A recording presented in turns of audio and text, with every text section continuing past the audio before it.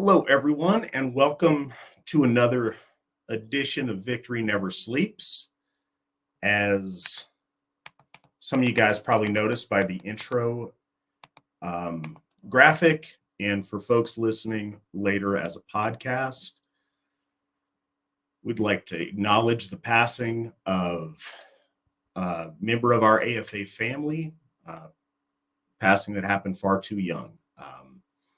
Young man named Cam Muser passed away over this last weekend, and it's always sad when we lose one of our friends and one of our family, and his passing affected a lot of us in the AFA. Folks that certainly were closer to him than I was. But yeah, it's a very sad thing, and we will remember him and make sure he's not forgotten about. Tonight, Witan Svan and I are going to discuss the Feast of the Einherjar. I talked to Svan a little bit earlier, and we're waiting for him to join us on the program, but I wanted to talk. I guess I wanted to hit this from two different angles. I wanted to discuss the Einherjar as a concept, but then separate but related to, I want to talk about the Feast of the Einherjar as one of our holy observances and our holy tide for the month of November. Up first, before we get to that, we had a spectacular event this last weekend in South Dakota. Gothi Nathan Erlinson and folk builder Ashley McStalker hosted a Feast of the Einherjar at a camp there, much like we used to do all of our gatherings at one point. And it was a very nice weekend. It was a great time to get to fellowship with some of our AFA family, to get to talk to folks, to share stories. But it was also a really powerful symbol and a couple of really, really special rituals, especially Gothi Nate's Einherjar bloat on Saturday night. It was beautiful. It was on a lake with beautiful kind of white cliff sides on either side of the beach that we were on. And last year and this year featured sending a boat alight out into the water and watching that burn and sink. And it was really special. The feeling there was great, and I was really glad to be able to be a part of that.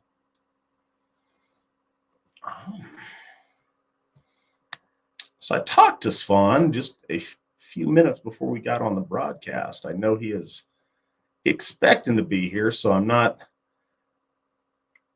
we'll get to him when he does. I wanted to hold off for just a little bit so that we can talk about the main meat of the program when he makes it in. I'm trying to think of what else off the top of my head. So this is the last of the big national events for a little while, at least as far as we have had planned out now. I think the next thing I'm planning to go far out of my area to attend is going to be Charming of the Plow at Njordshof, the second annual Charming of the Plow at Njordshof in February. And that'll be really fun, really great event. That's a beautiful time of the year to be in Florida, where it's not yet oppressively hot, but it's nice and it's beautiful, and it'll be a good time. Looking forward to that.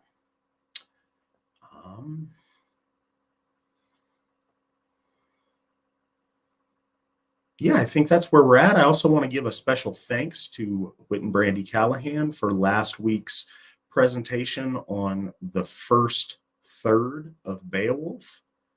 Brandy does a great job with that, and having her actually read the sections of the poem on the broadcast, I thought was really good, and I appreciate her stepping in and being able to host that. I'm glad I was able to make most of or part of it and contribute what little I did. But that's certainly Brandy's show, and she will be back next week to do part 2.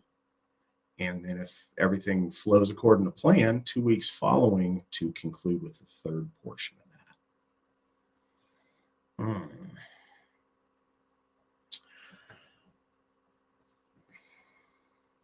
All right, guys. Well, I'm going to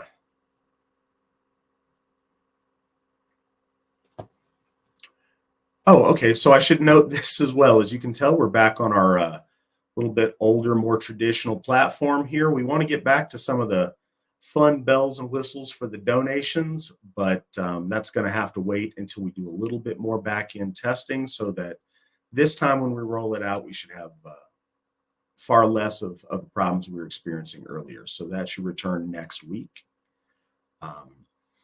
In the meantime, we are being broadcast live on Odyssey, on Entropy, on Twitter, on Rumble, on YouTube, and on VK. So we welcome, and Twitch. And we welcome everybody who is on those platforms listening to us. If you would like to get your questions answered, we take questions from those platforms as well, and we like that interaction and appreciate it.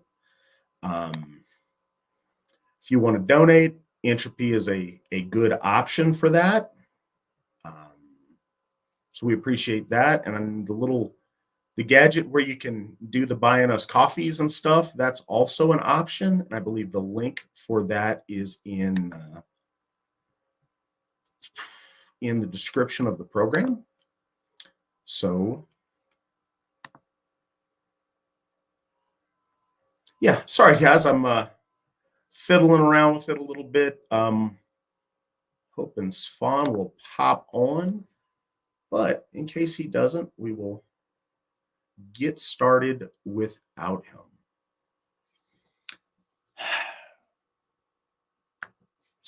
To lay a little bit of foundation,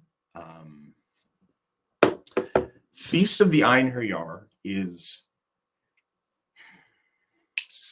not one of the ancient holy days of our folk. Historically, I'm trying to think I think maybe the first time it was celebrated was during the Asatru Free Assembly days back in the 1980s. Could have been in the late 70s, but I'm not sure. And it is on Veterans Day. It's on November 11th every year. And it doesn't, to understand it, it doesn't have to be any more confusing or more complex than that. There are certainly complexities to it and things that we want to make sure are part of it. It's extremely significant, but it is a time to celebrate those who served in. It could be extended to other types of combat, but those who served in their nation's military, those of our folk who made that sacrifice or took up that challenge to put themselves at risk and to go into battle or into potential battle and put their lives on the line in that way. And we want to celebrate those folks and acknowledge that and have a day to remember and to honor that. So that is the point of Feast of the Einherjar as a holy observance in our AFA.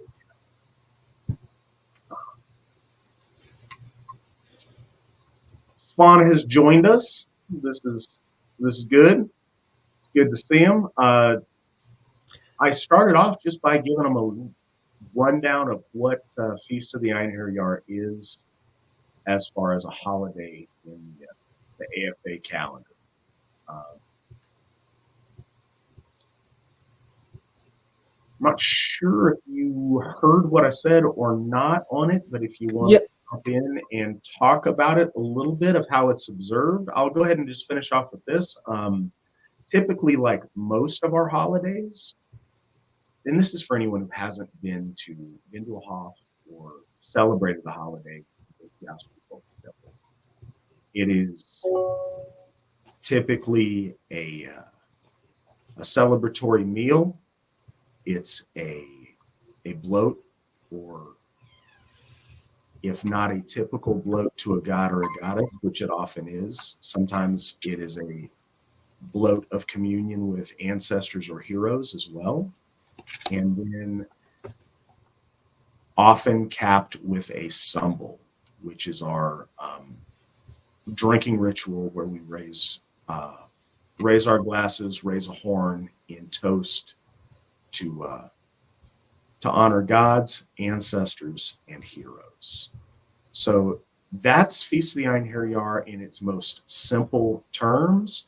One thing we also like to do is set up an ancestors table to celebrate the Einherjar. And when I talk about ancestors in that context, especially for Feast of the Einherjar, it doesn't need to be, someone you're related to. It could be a member of our folk that you served with, or that you knew that was a friend of yours who served, or somebody that you especially want to take that time to honor due to their martial service.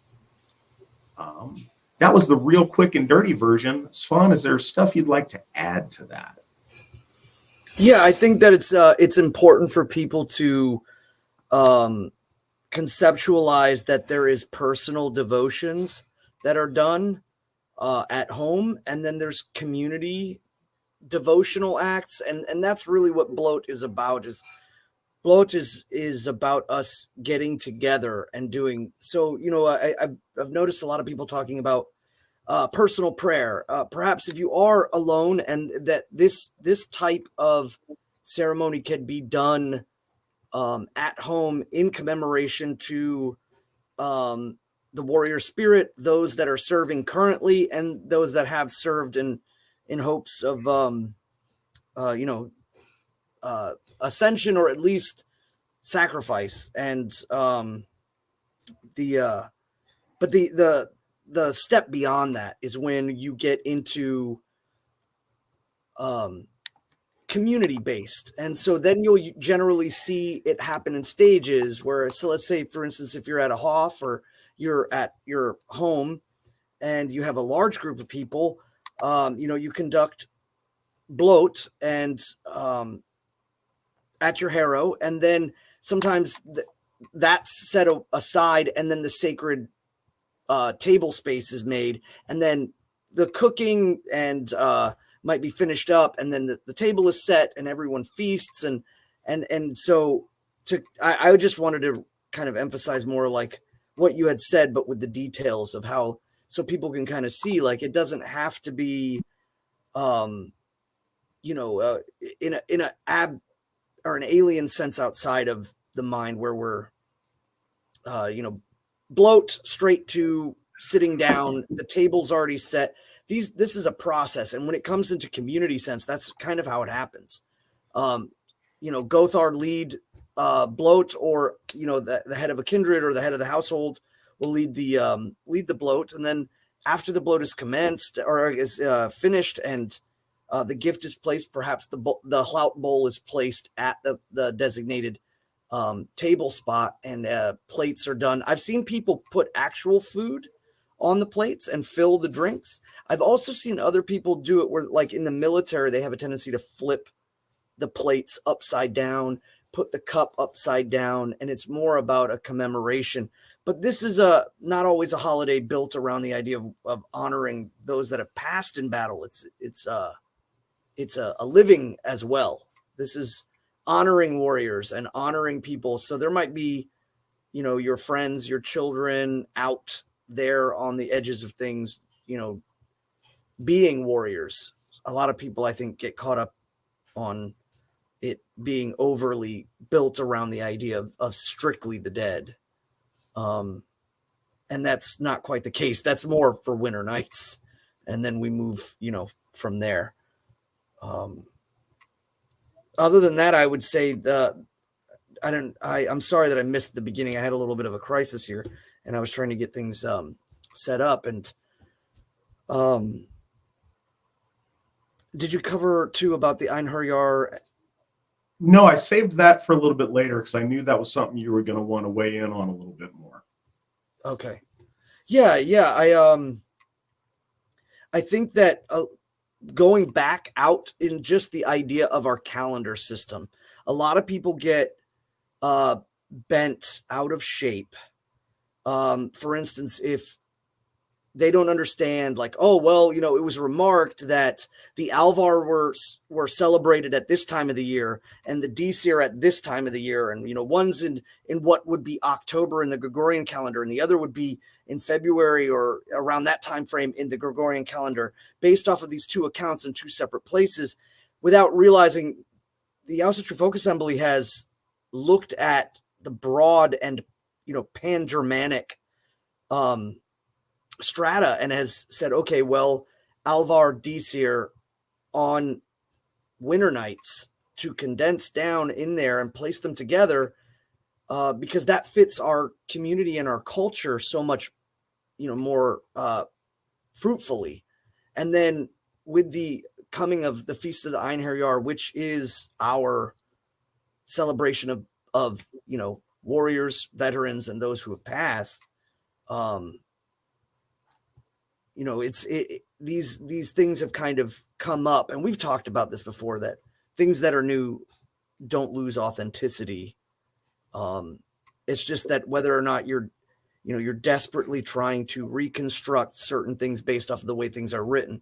But again, that was that time. I'm sure that even, those ceremonies were probably chosen because the communities fit well with the time that they were practicing in.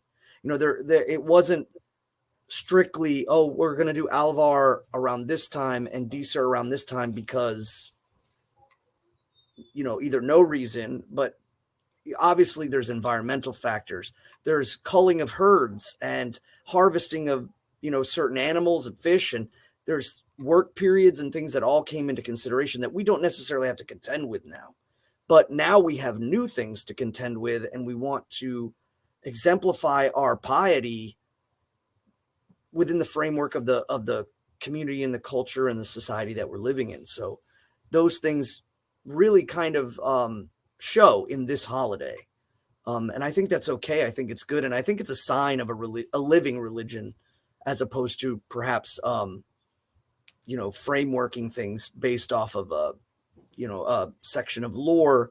And at this point, we can even consider that our founding, of Asatru all the way back to the 70s, this is kind of where it all bubbled up. So, how far back does it need to go before it's, considered authentic?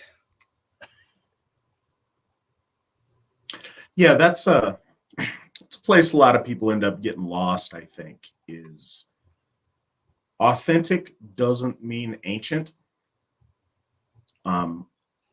Now, tradition and repetitions in amount of time it's been practiced does add to authenticity, certainly. But all of those things, even our most ancient rituals and observances, they all had a day one. They all had a first time that they happened. And if they're authentic now, they were authentic then. One of the other things to consider is just, the state of where we are. With the tremendous growth in Hofs, we've had an explosion of good fortune of getting Hofs, and we have Asatru now in so many places that you didn't just a few years ago. All that said and done, we have 4 of them. Now we're going to have more to come, but that still makes them quite a distance for a lot of people. Even the people who live near those hofs, because of the current setup, we don't have activity there every single week. If we did, then we might could spread out observances in a little bit different way. As it is now, it's a doable thing for most people. We inside baseball on it, we kind of draw a 2.5, 3 hour circle around each of the places we're going to have a hof to see who reasonably could commute to that once a month for a celebration, for a day-long celebration. And that said, once a month is an amount that we can accomplish, that's doable, that gets the traditional celebrations that we know of, and then more modern ones that we think are very important to observe as a folk ritually, to fit those in to make the calendar work to where we have one observance per month at the hof at a minimum. And people are certainly welcome to do more than that. We have various work days and different things that go on at the hofs in other times, depending on their circumstance and the interest and people available. But yeah, I just wanted to put that out there to be a little bit of understanding of why we do some of the things the way that we do. I also think that, and this goes with anything, but I think it's relevant because we want to start this series on our holidays so we all understand them a little bit better. With any tradition that we do, and being a folk faith and all of us being lovers of history, tradition is cool for its own sake. But we do ourselves a disservice, and ultimately I think we do our gods and our folk a disservice if we don't continually re-examine why we do the things that we do. Not in a contentious way, but what is the purpose here? What are we trying to accomplish with this? And then, have we done a good job accomplishing it? Is there a way we could do it better? Is there a way, that it could be improved upon? Is there a way that we could make it closer reach the lofty goals that we have for these things? And I think that's worth doing all the time. And I'm very committed to that, leading the AFA, to not get stuck in the way we do certain things, because that's the way we do them, and we've got to, and we've always done them that way. Tradition is very important, but it should be adaptable to circumstance and should be adaptable to better serve our folk and our gods. Because the ultimate goal isn't aping and repeating something that we've seen before. The goal is accomplishing fresh and anew each of these times the mission that we set out to accomplish. I think too that there's a great need to displace the functionality of things. People get caught up in like arbitrary details, if or perhaps they don't even think about them. If at the early onset of like Asatru's foundational time through the 80s and 90s, there were groups of people celebrating Sigurblot, but there were also groups of people celebrating Ostra, and Sigurblot was mentioned as being celebrated around the same time that Ostra would be or has survived in our culture. And so you had a lot of people kind of tug-of-warring as to what they would exactly do. I feel like some people were celebrating Sigurblot perhaps in like rebellion against Easter, if you will. I don't know if that's certainly not a good place to come from, but that I'm not saying that's everyone's motivation.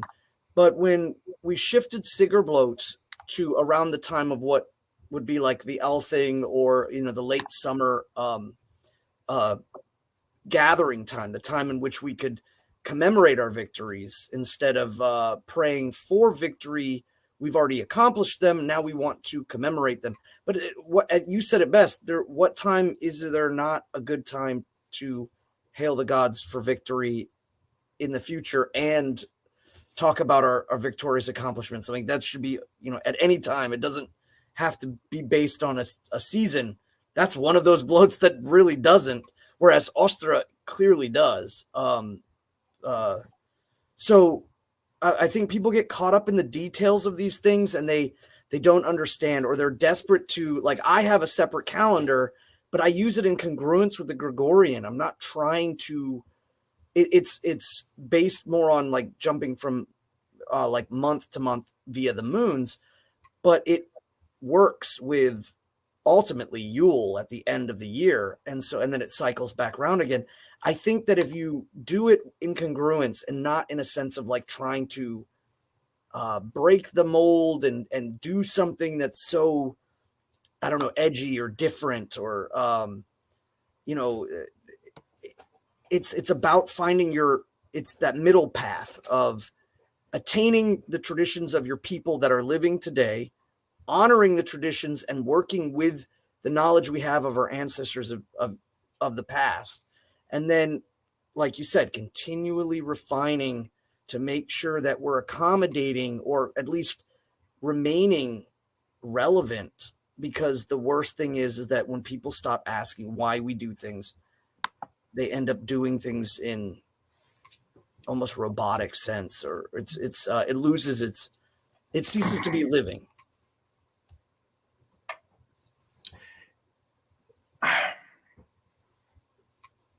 And the why is the most important thing. The what changes with circumstance, but the why, the purpose, ought not, and can be expressed in a lot of different ways. So that's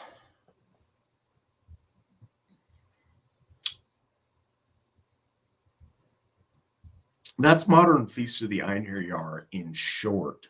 And I'm trying to think if there's points of confusion that I've seen that people have with it, or anything that way. And I think the biggest points of clarity are,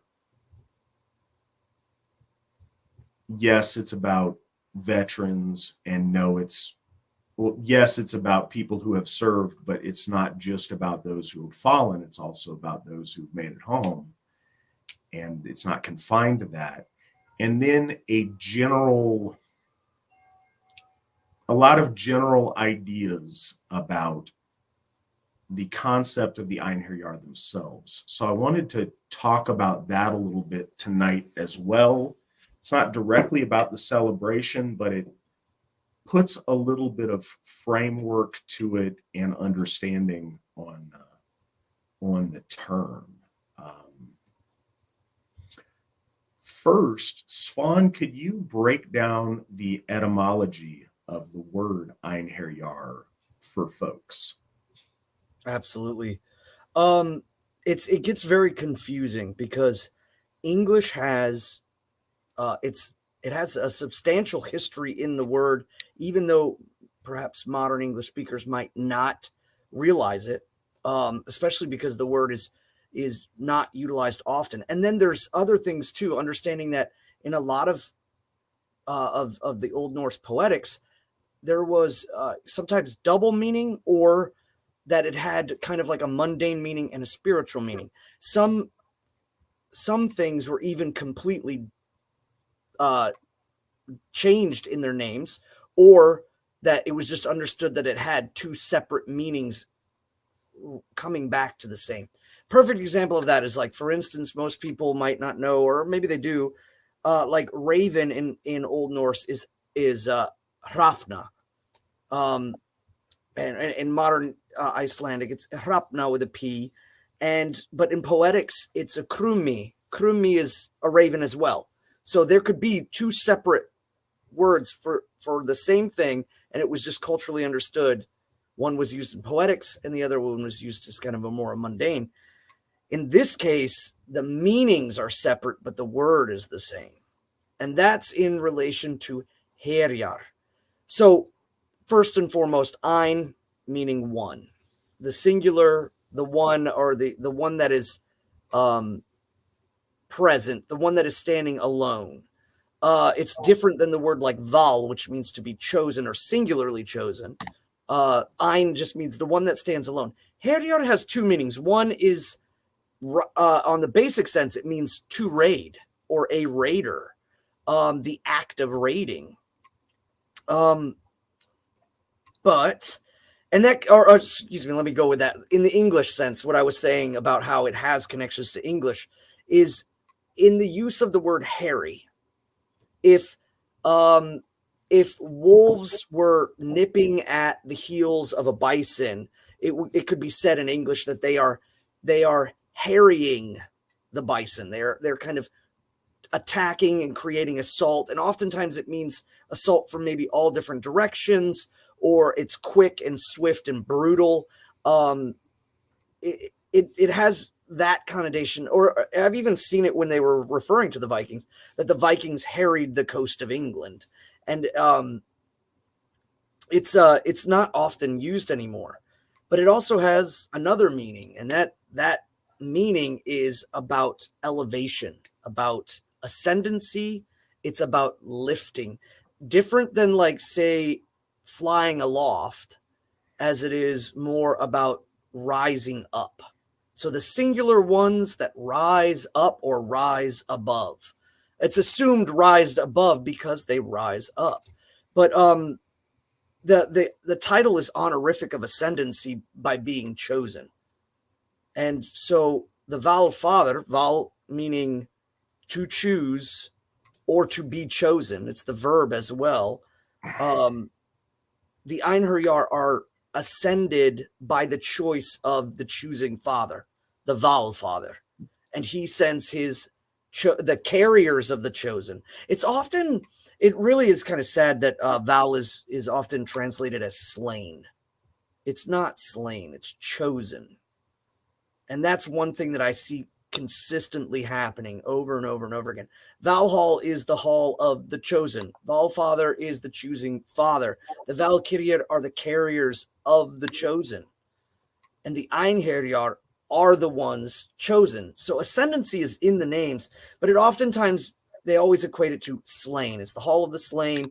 He's the father of the slain, and they're the carrier of the slain, without any consideration that, in essence, they're robbing dominion from Lord Odin in their word, it's clearly not in their deed, and not. I mean, nobody's going to stop that. But what it is that it's diminishing the understanding of what is happening. A lot of people kind of get into that. Instead of observing, they kind of cram the dominion of the gods into a framework that they like or want or need to understand, and then they lose all context and meaning. So the Val Father sends the choosers of the slain to take the one who has risen above. And that's where it gets kind of interesting in relation to our holiday. Is the person rising above because they are chosen, or is the person rising above to be noticed, to be chosen, to be worthy of the choosing? And that's the great the mystery of it. Is the answer is yes. He is rising up in the occasion to be worthy of being chosen. Will he be chosen? That's not up to him. It's certainly not up to us. It's up to Lord Odin. But the idea is that relinquishing the self, and there's lots of concepts in books about, especially like there's myths and legends of pagan Europe. There's The Road to Hell. There is by Davidson.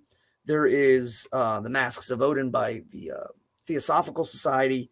They've all kind of had their own take on the idea of what exactly it takes for an Einherjar to be chosen. Whether it's relinquishing of the self, whether it's rising up to the immediacy of any occasion, and then at that point there's a convergence point, and it's like you rise up, and then after that, if you're chosen, you're chosen. Then you rise up.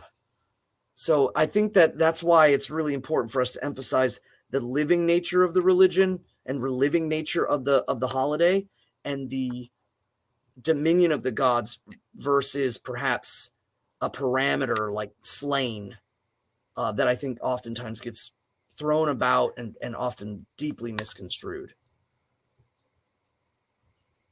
The one who rises above. That's sorry. Can't give that short answer. No, that's good. And that's, that's one of the things that we like that we get from you is a complete answer. If these were one word answer shows, they'd be we could keep it within an hour. The fact that they're not is because we're talking about deep concepts that are more mature and more nuanced than that. It's kind of a point that I'd like to make is when we and we all do this to one degree or another, but this goes along with the theme that I spoke of earlier of re-examining the why.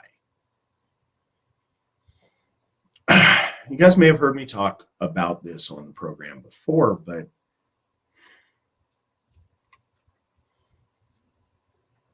our lore, the vast majority of our lore, comes to us from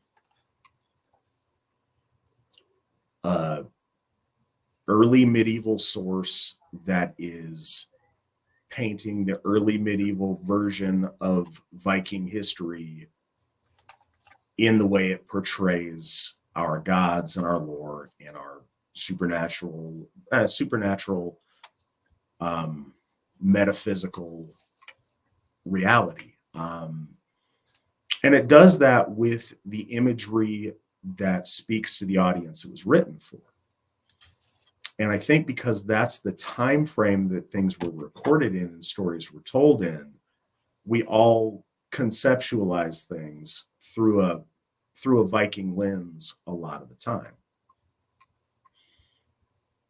It's important to realize that these truths that our lore teaches us are truths that were equally true in the most ancient context that far predates the Viking Age. These things were true when we were wandering Germanic tribesmen. These things were true when we were constructing stone circles and Neolithic things. These things were true in the Old Stone Age. These things were true when our people first got that divine breath of life and goodly hue and spirit in them. So that image, as was told to our Neolithic ancestors, was probably the picture that was painted for them was probably in very different shades with very different points of reference and very different imagery. The truth remains the same. And I think that's very important for us to realize that and to not get hyper literal on all the points of lore. Early on, very seriously, people want to have lore discussions as if it's a narrative in a fiction book, to where you can talk about the elements of it in a matter-of-fact debate. Somebody seriously, when I first got started, was asking me, taken for a given that Thor is as strong as he is and as large as he is, about his caloric consumption in the course of a day to be able to do those things, or to be able to, man, if he could eat, X number of oxen at this giant's feast, wow, in order to do that and to digest, his metabolism would have been, like this and that. And he would have had to have, be this large or have this big of a stomach capacity. And that all misses the point tremendously. So when we think of the Einherjar,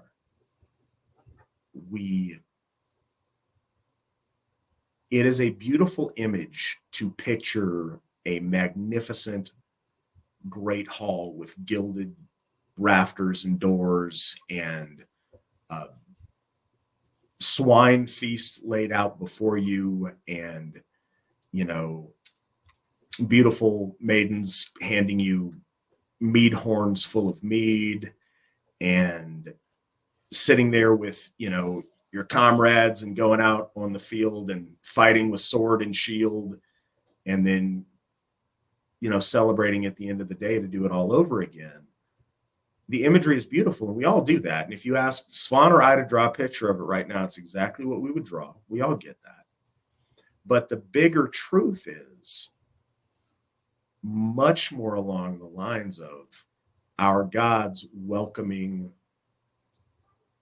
our souls, the condensed part of our soul that ascends into something greater than we were, into a state of existence to where we get to commune with them more directly. That sharing of our meals, of story, of drink, of meals, that's been so essential to our human culture, even to this day, in building bonds of familiarity, of family, of friendship, of relationship. That is expressed by the idea of feasting in the halls of our gods. We're not just sitting there eating delicious pork and drinking mead. The experience is likely much more, much less tied to the physical things that we're all so accustomed to in this existence. There's nothing wrong with that. But what gets wrong with it is when you have that image in your head and you fight tooth and nail to make sure the guy next to you's image matches your image. When we're arguing over the insignificancies of the message. So the truth of the Einherjar, the fact that our gods choose mortals who are of worth, that have surpassed the mundane existence of humanity to be something more, and then have welcomed them to a place closer to our gods themselves, a place in a more favored and more personal relationship with our gods. That is an extremely special thing, and that's the bones of that truth. And I think that's what's being celebrated now. Being shown in a battlefield context, and I think that in the history of humanity, the battlefield has always been the most poetic example of that, and something about the life or death adrenal nature of that situation allows for ascension in a way that isn't quite as dramatic in other aspects. But there's something that's been remarked on time and again of people overcoming human limitation to have battlefield bravery for whatever that might be. Maybe they're overcome with the berserker gang and they're in an altered state dealing out death to their foes. Maybe they're just that gung-ho for the cause that they're out there for. Maybe their personal warrior prowess is such that they prove it in that ultimate proving ground. Maybe it's out of, protection of the men next to them. Any number of things. But there's circumstances, and we see this with, Medal of Honor recipients. We see it with Iron Cross recipients. We see it with Pour le Mérite. What's the French medal from World War I that the guys got? There's decorations that exemplify people that have become something different in crisis, that has made them something more and something to be celebrated and revered. And that's the concept that illustrates the Einherjar. So I think that's really important. That said, Feast of the Einherjar is not just about celebrating those people. it's an evolution of Veterans Day, which is an evolution of European peoples celebrating a time of remembrance for the fallen and for soldiers in The ones conflict. right, and the ones currently standing on the wall. Yes. Yeah. So that's what it is, and it can be built upon and made much more special, but at its fundamentals, those are the things that are fundamental to know about it from where I'm sitting. Not sure if we have any questions related to it in the queue yet. I haven't seen a lot of questions that are directly related to the topic, but you know how this goes. It goes where you guys take us. Well, and I do have some things that I wanted to bring up too, Please. in relation to the mystery of the Einherjar. One of the things that's worth noting is even in the time of Germania's, or in Tacitus's Germania, you know, he speaks about how the Germanic people give sacrifice to, and I know if anybody's familiar with it, he Romanizes.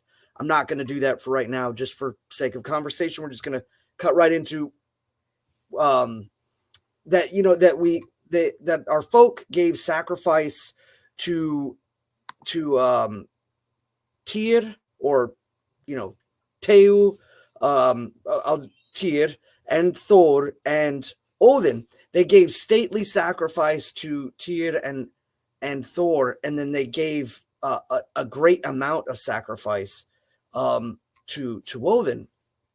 And I think that explains a great amount, even though it doesn't say very much. It's first and foremost stately, the word kind of meaning tribal, nation-based. Victory seen from the warrior aspect of Thor or the warrior aspect of Tyr is about the individual's strength in unison together, conquering and maintaining the borders of the nation. It's about victory for the people, the living people. I think Woden is also that, but more in the sense that the individual warriors wanted to be ascendant. They wanted to rise up. They wanted to do that. And this was one of those moments where they could relinquish those things, laying down their life for defense of the folk and, attaining great fame. And the idea was if they weren't slain, or if they weren't, taken down, the possibility for glory in the living sense was there. And the other thing is that they kind of played on, again, the choosing itself is, if you know that you're going to, there's no chance that you can know that you're being chosen, because that kind of stifles the possibility of, is your greatness, is your relinquishing of the self and the rising up to the situation truly authentic. And that's why it's so important that Odin is known as the chooser of the slain, or the chooser of the ascendant, or the chooser of, he's the one that adjudicates the ascendancy. And that's why I think there was a great amount of sacrifices placed to him, was that they wanted to exemplify in piety that they were willing and able and ready to rise up to those occasions. And they understood that might not be that might not be their understanding, is not a guarantee. It's on Odin's side. And so good graces is a, that's in the relationship with us and the gods. There is a sense of being in good graces and good honoring. I certainly wouldn't say they're trying to placate or bargain, as more as it is just an open representation of, I'm ready, and I am so ready. I wish you to know this. And so in the giving act, they're explaining that they're ready. And I think that that's a really important distinction to understand, and why that might have been written the way it was written, because I think that Thor and Tyr are deeply connected to warrior ethos and culture, but it's about the nation, the surviving nation, the borders, the substantiation of what you gain in victory or what you have to maintain. And Odin is that, but is also the psychopomp, the desire to be ascendant, to be chosen. And I think that plays a lot in the saga of Egil Skallagrimsson. You know, every moment he made, I mean, he was a walking exemplar, a paragon of Odin in many ways, especially in relation to the culture at the time. And I don't think he shied away from the ocean. I don't think he shied away from battle. I don't think he shied away from very, very tough moments in his life, and always placed himself up. But he died of old age. And I think that because people get that whole, slain, I have no doubts in my personal belief that Egil is I would hope that he's there. But again, Odin is the one that chooses. And it's, again, when does he choose? Because I think a lot of people get into the ideas like it has to be in battle. That's when he chooses. And that, I think Odin, I mean, we have examples of it culturally in which our ancestors did not see it that way. When they spoke of Haukon the Good, who's a Christian, and spoke of him, rising up into the halls of Valhall because he chose to follow the way of his ancestors in his funerary rites, or of, Eric the Blood Axe and his commemoration into a lot of people. He had a lot of enemies. Even Egil Skallagrimsson was his enemy, but he did bloody the benches and he did fight. He never stepped away from his warrior ethos. And it's debated as to whether or not he died in battle. I believe he did, but there's people that are going kind of back and forth on that he might have been assassinated. But even Egil Skallagrimsson's sons, he talks about his son. One was lost to illness, and the other to drowning. And he spoke of hoping that they were also ascendant and chosen. So I think that it's really important that we get away from, my battle, my slain, the kind of idea that, I know how Odin works, and Odin's going to choose me if I die in battle. And that's the only way. And that's like, one, no, you don't get to say that. And two, there's lots of examples that it's not always the case. But the ethos of a warrior is built around the idea of stepping up to that. And in Avola's Metaphysics of War, he talks at great length of the idea and concept of reward by relinquishing the self and stepping up to being a holy warrior. And so that's what I would propose too, is in modern sense, in this day and age, can we see ourselves as enacting ourselves in a holy sense, that we are stepping up to guide our folk, to defend our families, to bring the gods to the folk. And, even I've heard so many people over the many years saying like that they're weary because of whether it's like, I guess, internet resistance or internet boogeyman or whatever it might be, or straight out even physical. They're weary of stepping forward and doing things. And if you're really going down that road of standing up, that's not a battlefield. It's in your life. You have to stand up in your life and step forward and be courageous. It's not for everyone, but the idea is, again, if you're willing to do it, that's the most important point. Stand up, guide your folk, despite what hardships, what arrows may be flying at you, and do it smiling too. That's the spirit of Einherjar. Two really important things I want to reiterate. And some things are just going to harken back to this theme of re-examining why we think things we think and why we do things we do. People, the well actually crowd wants to argue over a couple of passages in ancient text to say exactly, well, Odin gets this many and Freya gets this many, and Odin only chooses these guys. And well, why do you think that? Well, because Snorri says, okay, who decides who gets to go to Odin's hall? Odin or Snorri? And that's one of the things. Snorri wasn't in a position of authority to make the call. He was in a position of scholarship to record the oral tradition of his folk that he had. Svan and I are Gothar, and we are in a position to come closer to interpreting the call, and we are still very, very cautious before we're going to tell you what a god thinks on an issue. Because it's Odin who does the choosing. It's Lady Freya that does the choosing. And they can have whatever criteria to welcome guests in their hall they would like to.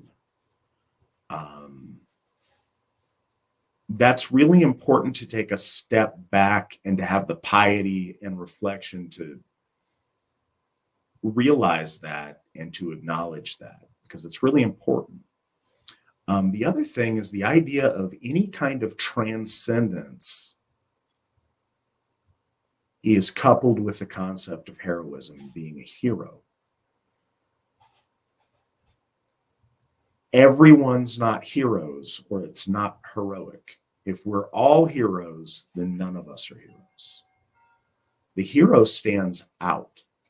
The Einherjar is the individual of the Herjar being the war band or the army.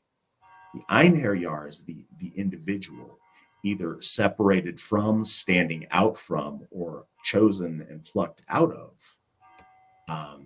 The hero is one who transcends, and the uncomfortable truth is that comes through being courageous. We can't honor courage without acknowledging cowardice, because if you don't acknowledge cowardice, it doesn't give context to the courage. There are many people who shrink out of fear, who run out of fear, who allow fear to dominate their lives. That is the most common response to one degree or another. It's those who either are fearless, and we couch this too and say, oh, well, everybody's afraid, but it's about overcoming the fear. Yes, certainly. That is a part of it, is overcoming fear. But you know what? I hold out for the possibility that there are some among us that have no fear, because they are that far above it and unaffected by it, and they are just built of that strong of stuff. And I celebrate those people. But for most of our heroes, they are afraid of things and do the right thing in spite of those fears, and overcome those fears, and don't allow those fears to hold them back from being exceptional and from being heroic. And so that's very important for us to internalize. And it's, what better opportunity to do that than at Feast of the Einherjar? For some people, family that might have at a loss of what to do. Perhaps they're, because again, a lot of people conceptualize it just strictly by being in the military or something like that.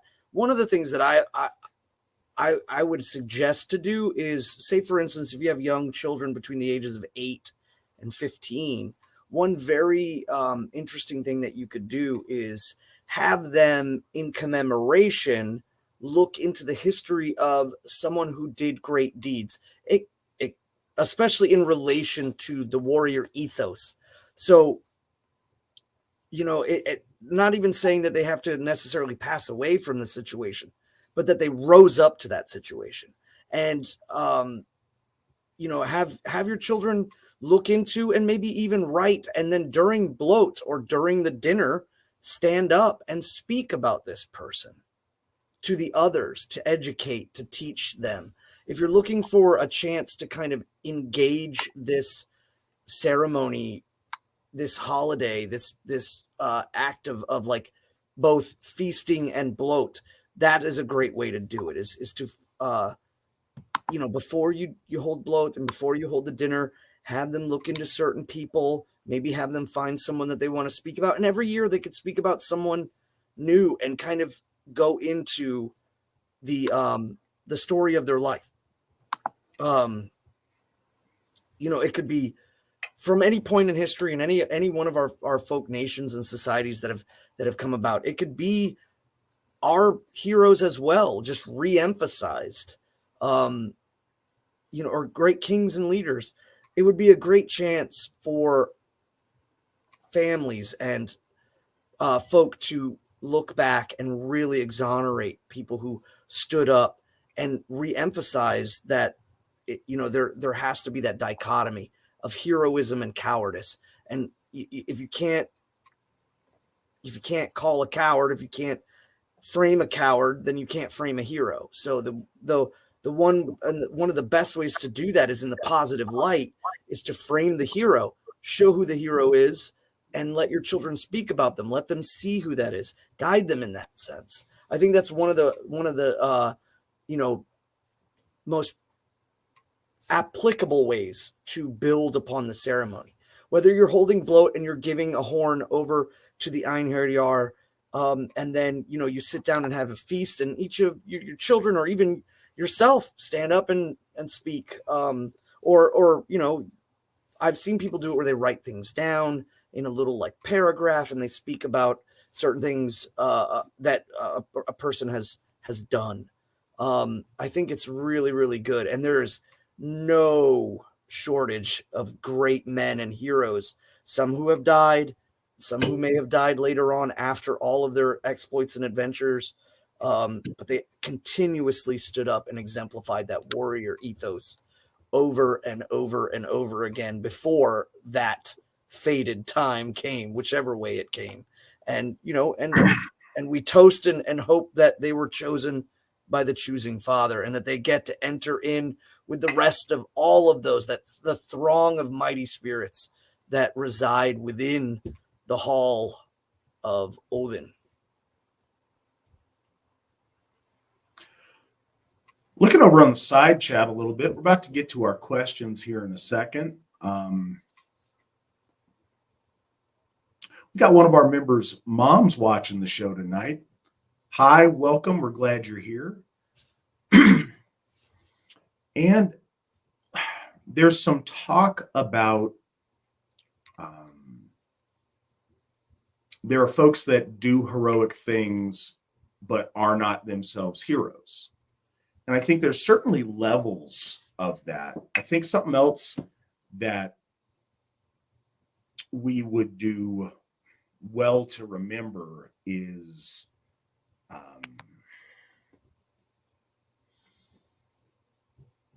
for you to be defined by something, that needs to be your defining characteristic, or something that speaks to who you are in a profound way. Every one of us has told a lie at some point in our lives.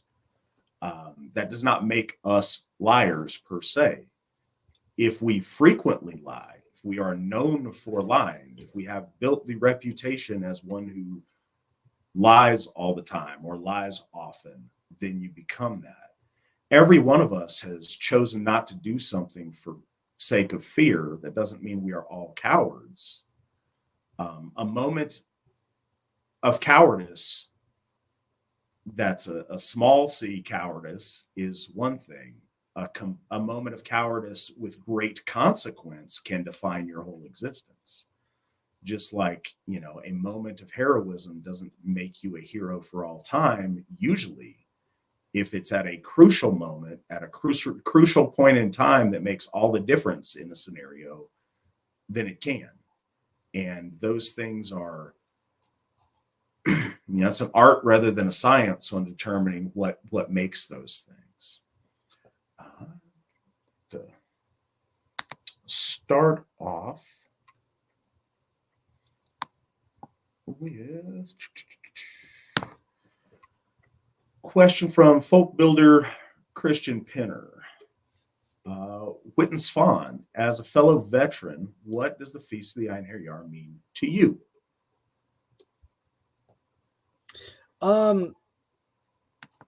It has a couple of layers. One, I think first and foremost, is the warrior ethos. The warrior ethos is something that is outside of being as a professional warrior. I was at a time. I am no longer now a professional warrior. I do other things, but the warrior ethos is something that I think can reside in the soul of an individual before, or again, like as Asatru ago, they just said, the culmination or the weird or the orlog of all of your activities brought together, coalesced together, can be laid out before you, before that moment, or perhaps even after. And so warrior ethos, I think, is the foremost. I give thanks to Lord Odin and to the Einherjar as being exemplars of the warrior ethos. And I have kind of a internalized moment of, I hope, I pray that the fabric of my soul allows me to step up if any moment was to ever be crucial, that I would have that fabric inside and maintain that course. So that warrior ethos, I know it sounds very intangible, but that is a huge pondering point for me. Outside of that, I think it's also a time to give honor to those who have passed in greatness. I often, look towards Medal of Honor recipients and other awarded warriors throughout and try to talk about them. The other thing I really like to do is to do that for the children, to give them that horizontal understanding, that framework. And so I think it plays out a lot in our ceremonies in the way of, we sacrifice a boat. A boat burning is generally the way that the Feast of the Einherjar, in almost all of the cultural senses that I've ever seen it expressed in large groups, is that our folk get together and they build a boat, sometimes out of wood or some flammable material, and they place within the boat letters or commemorations.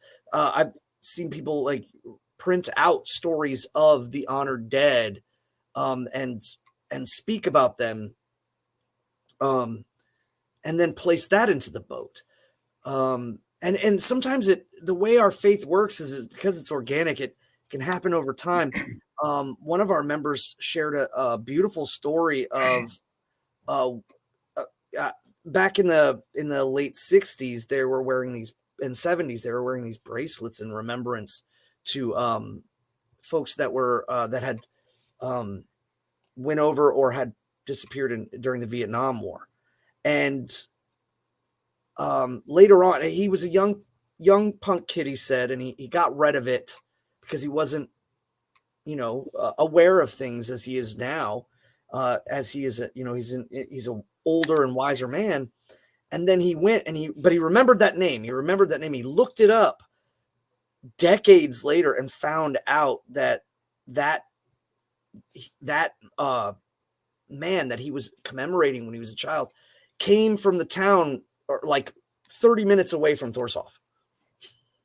And he was blown away with it. Like he looked him up, he found him, and he realized that if he knew where that guy had lived before he went over into the war, he would have known the future location of where Thorshof would be. Or it just blew his mind that it was so, he was from North Carolina and he was 30 minutes away from the Hof. And it really meant something to him. So when he commemorated him during the bloat, it had a lot of layers. And I think that for some people, it's hard to grasp layers. Some people do have, ancestors that have fallen in battle, or they've had people that have given up service. Maybe they're still alive. Maybe they've passed away of older age, but they were in great conflicts or great times of crucial importance. But some people don't have that. And so a great way to do that is to commemorate and speak to others publicly about the glories of other folks. And I find that to be very helpful for me, because that was where I didn't want to internalize this holiday only in myself, only about my experiences, only about my understandings of things or what have you. I wanted to understand this holiday both in sharing and expanding the idea of it to my community, but also to my children and to the younger generation. And that's truly, I think, where this holiday shines, is in giving context and framework, in bravery, in heroism, and what it means to sacrifice and be willing to step up. And, when you're given that fork in the road between easy and the hard way, and you choose the hard way, because that's the time to stand up and do it. And that is the encapsulation of this holiday. And I think that also from a metaphysical, or I would say perhaps just from a greater understanding, I truly do believe that the power of these souls are rising up in ascendancy, that Odin is choosing them and he brings them into himself in a way. The hall is the soul of the divine. It is the emblematic system in which the divine ones, the gods, they bring us into them in a way, and they are they're emboldened, they're strengthened, they're empowered by us, and in that system, they are gaining might, gaining strength for the culmination of Ragnarok, the time of order and chaos coming to full point of contention. And I think that power, that soul power from us, is a process that cultivates, because their understanding of time is extremely different than our understanding of time. And I think that this sacred process happens generation after generation after generation after generation. And, it is one of the greatest gifts we can give to the gods is our might, our strength, and the pure soul. The idea of the soul that is willing to relinquish all in order to save, I think, or to extend or to preserve, is the soul that is shining. I'm not saying that will get chosen. I'm saying is that, it is certainly the one that I think would exemplify our culture, our society, our religion in the context of hoping to be chosen. That's what it would mean to rise up.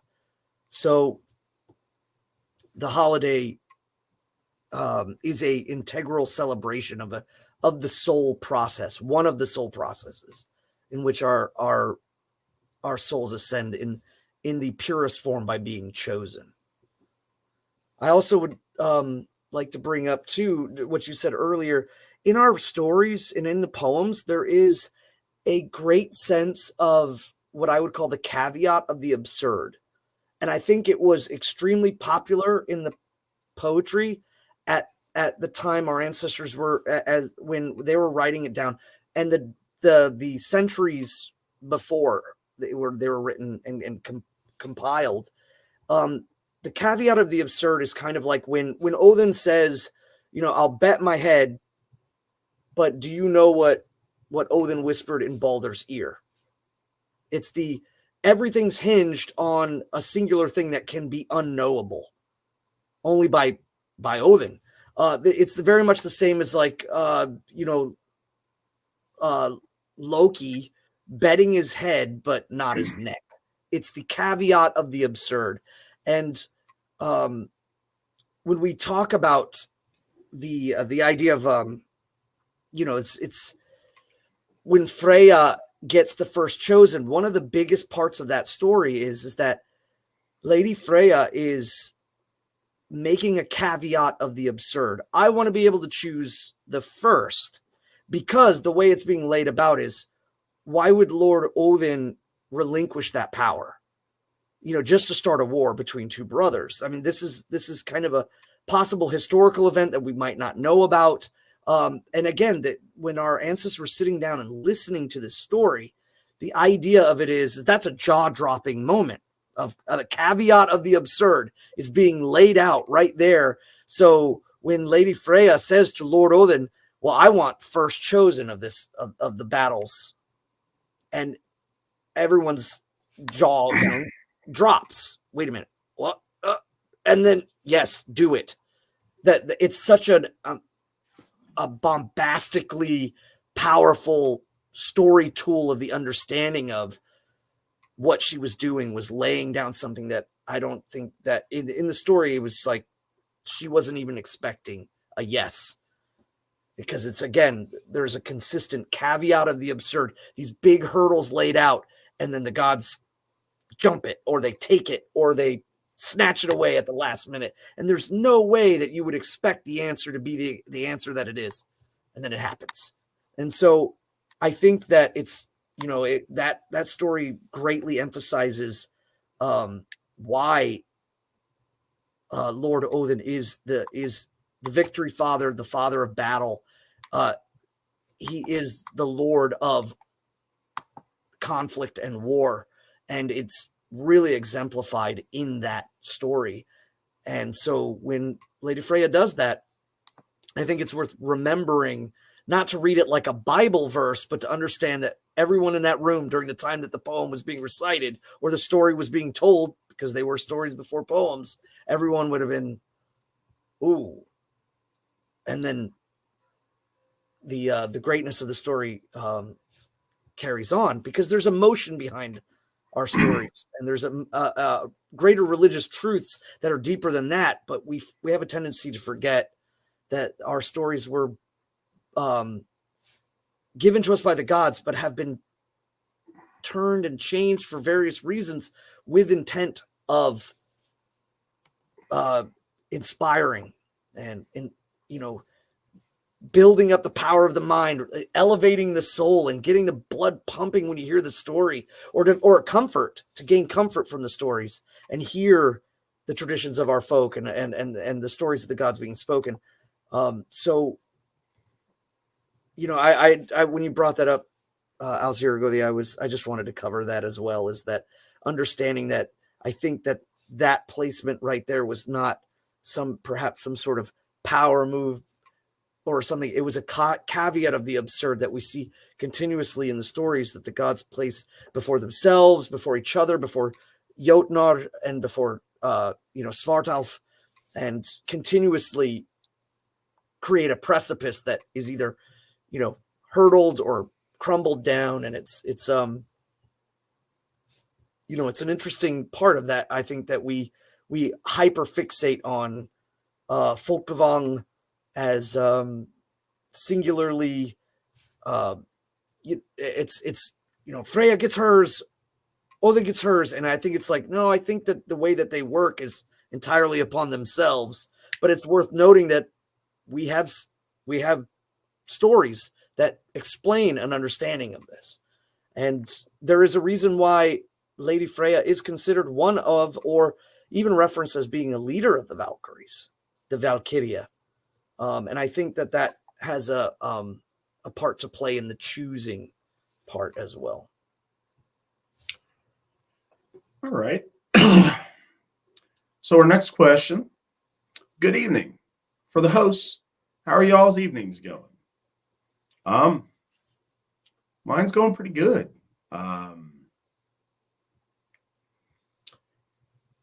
Yeah, back here, I'm looking at the pass this weekend to see if I can make it over to Odenshof with snow that's supposed to be coming in through the Sierras over Friday night into Saturday morning. So we'll see about that. I had an amazing time at Feast of the Einherjar in South Dakota. So I am doing pretty good.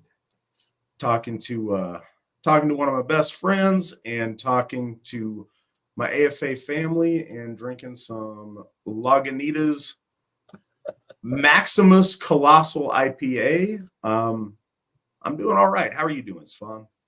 I'm doing great. I love that. I love that question.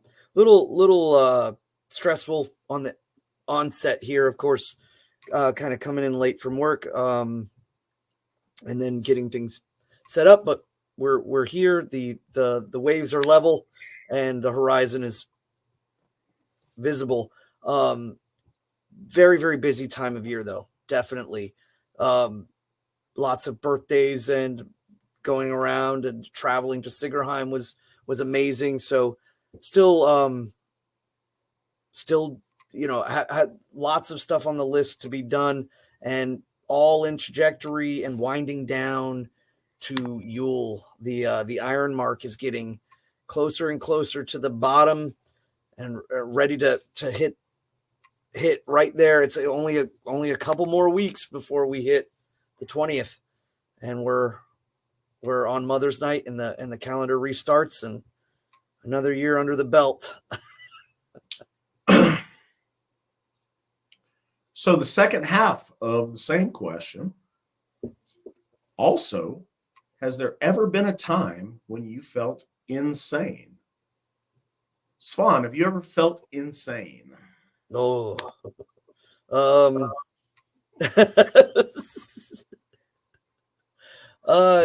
yes. Couple of ways I could take that is, I think coming back from the military, there was a moment where I think I was greatly shaky.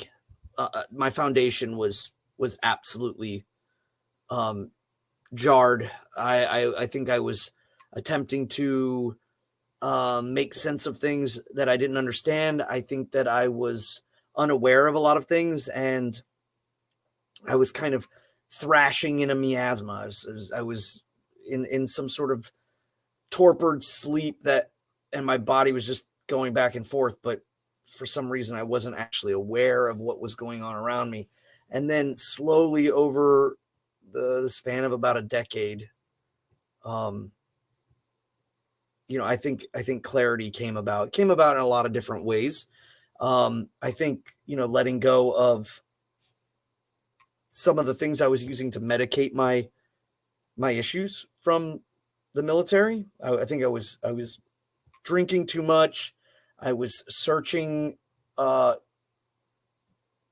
finding myself in the company of people that didn't have my best interests in heart, or perhaps my interests were coalesced with theirs, but those weren't the right interests I think I was really absolutely searching for. So I felt insane for almost, small amounts, or I would say peaks and valleys throughout a decade of kind of ultimately coming home and not having the home, or coming to the realization of things without and not understanding how I didn't have this realization from the beginning, and coming to contention with that within myself.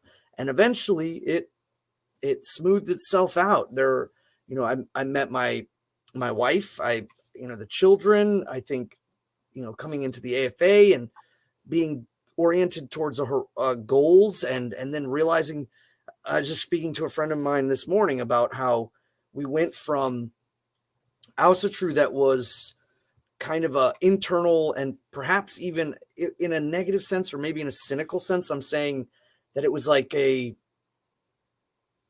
exercise of edginess, or just being different and expressing oneself, and groups of people getting together and kind of feeling like, yeah, we're doing this together.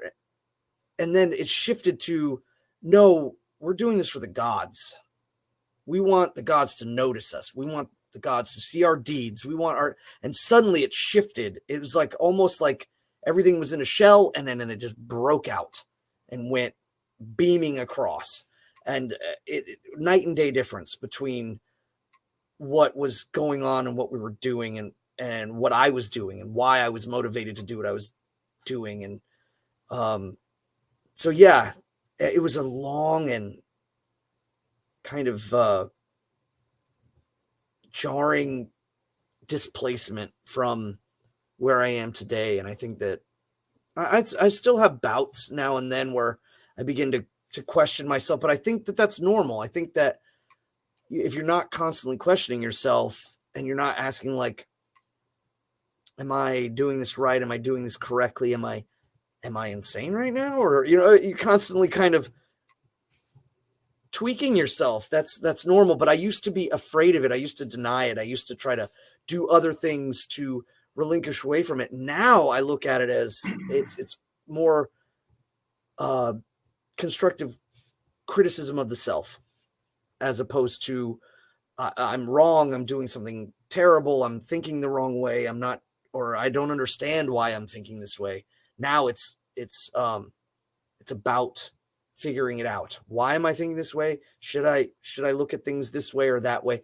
And so you kind of end up harnessing it. And I think a lot of people nowadays feel insane because they haven't quite figured out, and they end up trying to self-medicate with alcohol, or they get extremely obsessed about strange things, and what that really is just bubbling up is that they haven't come to an understanding of, and settling themselves and purifying themselves out, and realizing that, there are good things that need to be done.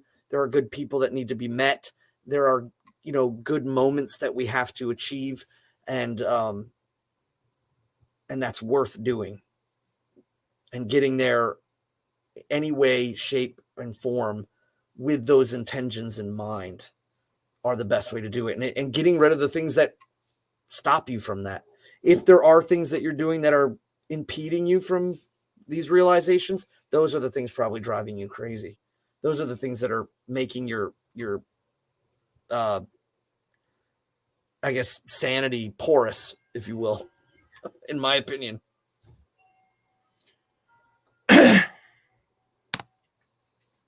It's a strange question because I don't think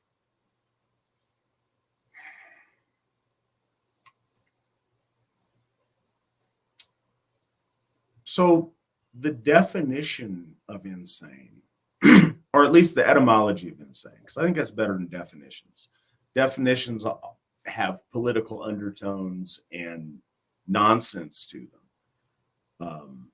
But it's from the Latin, and it means not sound or not healthy.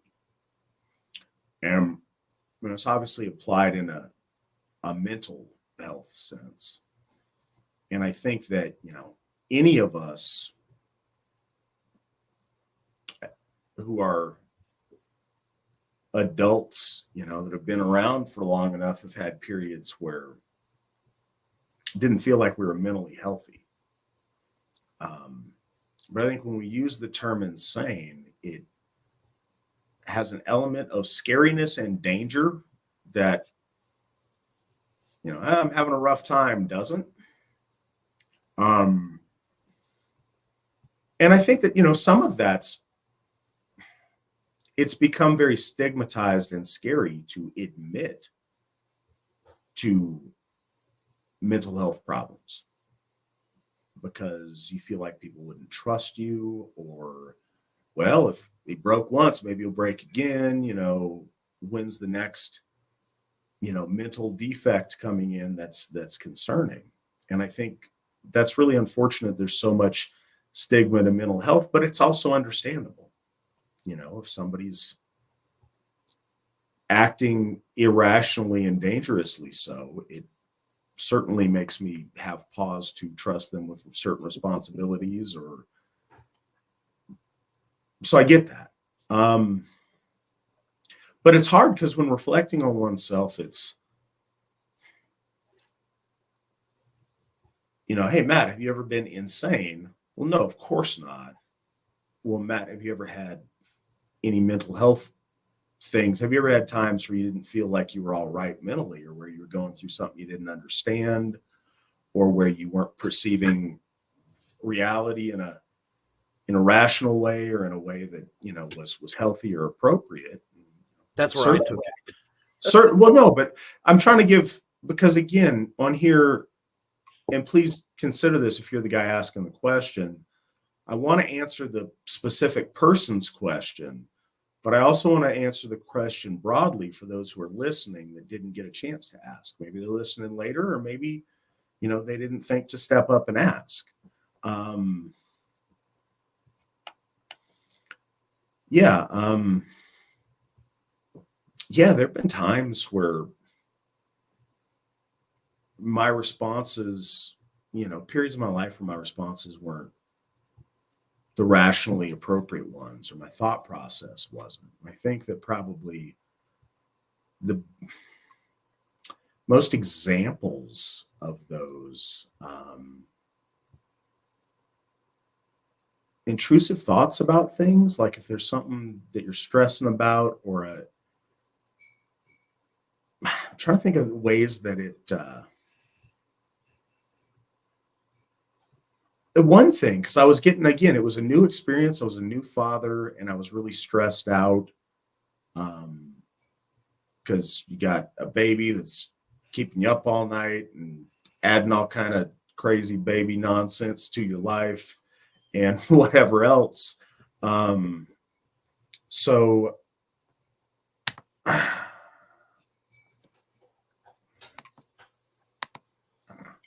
sorry, I play with my camera here. I'm still dealing with this robot camera, figuring it out. There was a thing. So I don't. Most of you have probably not been in my house, but there's a like balcony area hallway thing at the top of my stairs that overlooks the entryway, and it's plenty wide where there's not a concern. But I had this overriding, like, intrusive thought loop thing that wouldn't get out of my head about worrying about I'd be carrying Aubrey and something would happen and maybe I would drop her over the edge. So I was like hyper concerned about that for a period of time. And it wasn't like a scary, insane thing, but it was like, no, I couldn't stop obsessing about it for a period. It was odd. I've had times in my life too, especially when I was younger, especially with relationship things. When I was first, I don't know, a couple of different times when I was dating somebody and I don't like being out of control of stuff. And so when there's things or actions to where I'm stuck with no ability to affect them, I just have to worry about the outcome of them, that I've become, mentally unwell about, especially when I was younger, and felt completely at the whims of other people and wasn't able to affect certain situations. If I'm waiting on somebody, waiting on a girl to call me, I'm like, why? I thought everything went good. She said she was going to call me. She's not answering the phone. What's going on? Those kind of things where I'll sit and I'll stress about things, and in a less, non-healthy way. I mean, I still stress about those things a lot now. I don't like being stuck to where I know there's things that need to happen, but I'm in no position to affect their happening. That's one of the most difficult things for me to reconcile now. But, I don't think there's a lot of times I wouldn't consider myself insane, but I don't think I've had periods of concerning poor mental health. But it's a hard question to answer, and it's important to me to always give you guys the truth on here. So I'm not trying to shy away from self-reflection or whatever. There's definitely times to where I'll get overstimulated. That's something that'll happen a lot mentally. I'll get overstimulated by stuff to where I can't focus. I can't maintain Okay, so a little bit of inside the AFA stuff. I am not naturally a note taker or a like list schedule maker on things, but I find that with the AFA, I have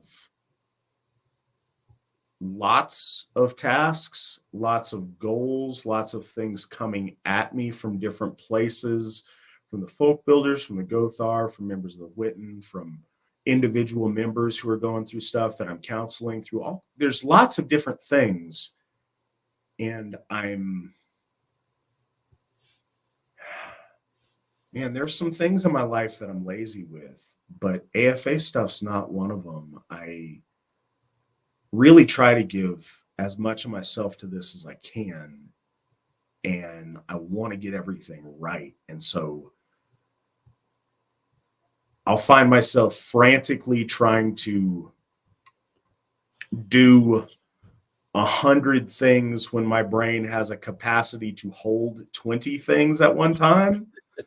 So stuff's getting missed or dropped, and that's a thing that's kind of often a stressor with me, and especially the trouble focusing. With Aubrey, she just so happened to walk in the room, but kids are insistent and they make noise and they don't necessarily understand when you just need a moment to think on stuff.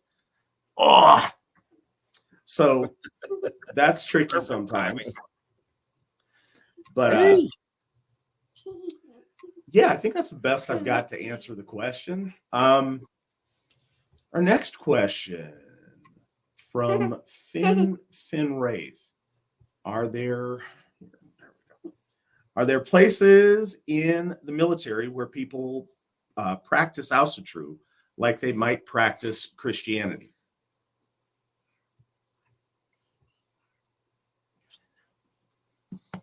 So Svan, as someone who's served, what do you have to answer that question? I'm again, this is a guy from Finland asking a question. Well, I think one thing at the time that I was in, I had to claim no preference on my dog tags in relation to it. They didn't have any official services. I was pretty adamant on, and bear in mind, there was, now in context to everything, I had a power of attorney and a will, and the power of attorney and a will would then turn into what they would do with my body. And I was very, very adamant with, I didn't want any, Christian or Jewish or Muslim services held over my remains. And that was about the extent of all I could do. There was no place to go. At the time I was stationed in Hawaii, which made it even worse in the sense that I was so far away from the mainland of my nation. And then 9/11 happened, and I pretty much just never saw the island again, and we were constantly on the move. But so a lot of things that were done just simply by my own volition.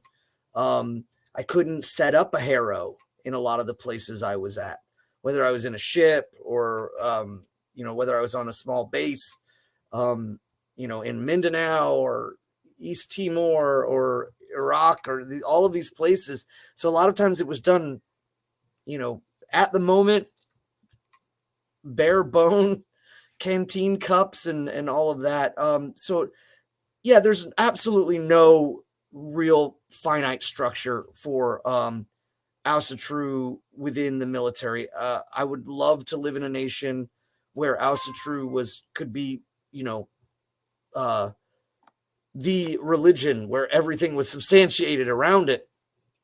But the other thing I noticed is that they try to make leagues. The chaplain would, a Christian chaplain, I don't know of what denomination, would try to make inroads with certain, say like satellite faiths, in the sense I would say is people that would come to the bases and say that they wanted to talk to people of a particular faith or whatever they might have.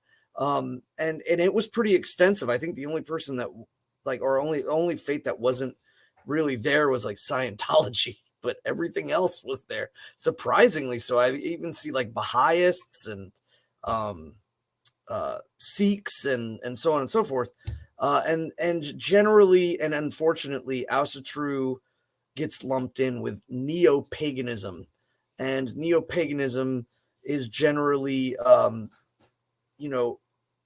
heralded by people who do not see ethnic faiths as ethnic faiths. They don't see the religion of the Gauls or the Germanics or whatever branches of Aryan peoples as being ethnic faiths. These are just to them, I don't know what they would consider it, hobby faiths or something available to anyone. Or, if you're just feeling particularly edgy at Hot Topic and you want to be cool and have people clutch their pearls, come on down. They were kind of like of that. So I really didn't find a lot of stock in it as far as the military goes. No places in particular. So I searched for others, and again, being way far away in Hawaii, and then to being actively moving all the time in my unit, even if there was somebody who was, they weren't in my company.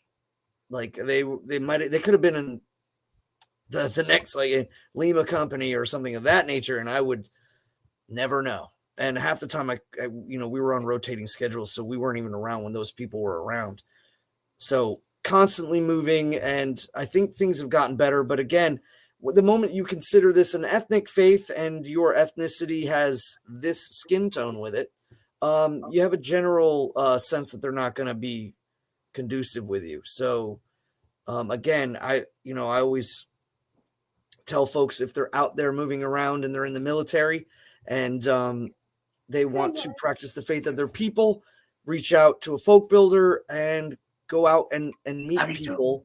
But beyond that, you're not going to find anything institutionally within the government that's going to, or within the military that's going to accommodate you. But that's okay. I mean, we have rustic beginnings in Asatru where people have, honored the gods solely by themselves, and we want to coalesce to community. But for many, many years, I did things by myself. And this was even before the internet was really a thing. There were internet cafes, but the internet was slow, and it was depending on if you were on a list and so on and so forth. So nowadays, we got lots of avenues to contact with people and connect with people and get things going. We have this, you can go to YouTube now.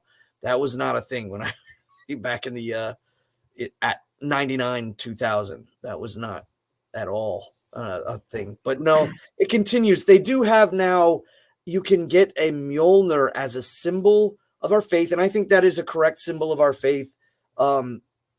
It's recognized easily, and so you can now claim Asatru on your dog tags, and you can, if you are buried in a government funeral like Arlington, or actually, before I say Arlington, I know that there are certain cemeteries, and I won't specifically name one or over the other, that allow you to have a Mjolnir on your headstone. So there is that. But now you have Hoffs that you can get, buried by your people and be caretaken over by Gothar of your people. So things have changed since I was in. Yeah, any of my interaction with it has been, from the outside looking in. But I was at a funeral of early on when that first became a thing, of a guy, Clark Willenweber, who was a veteran, and he got military. You have a certain, I don't know the right words on this, but they'll give you a headstone even if you're not on an installation. for wherever you are buried. And so this guy was buried on or his ashes were interred on a private cemetery, but he had a proper military grave marker, and it had the Mjolnir on it. And then in 2020, I was tremendously honored.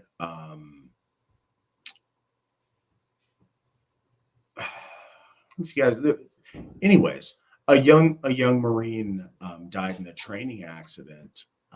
Lance Corporal Chase Sweetwood and his family had reached out and asked if I'd perform. Love you, baby. Good night. Anyways, so they asked if I would perform his funeral, and I actually did that down on the installation in San Diego. That was really interesting, and I was very, very honored to be able to do that. And it was extra, strange and kind of a privilege, because that was during all of the COVID hysteria, to where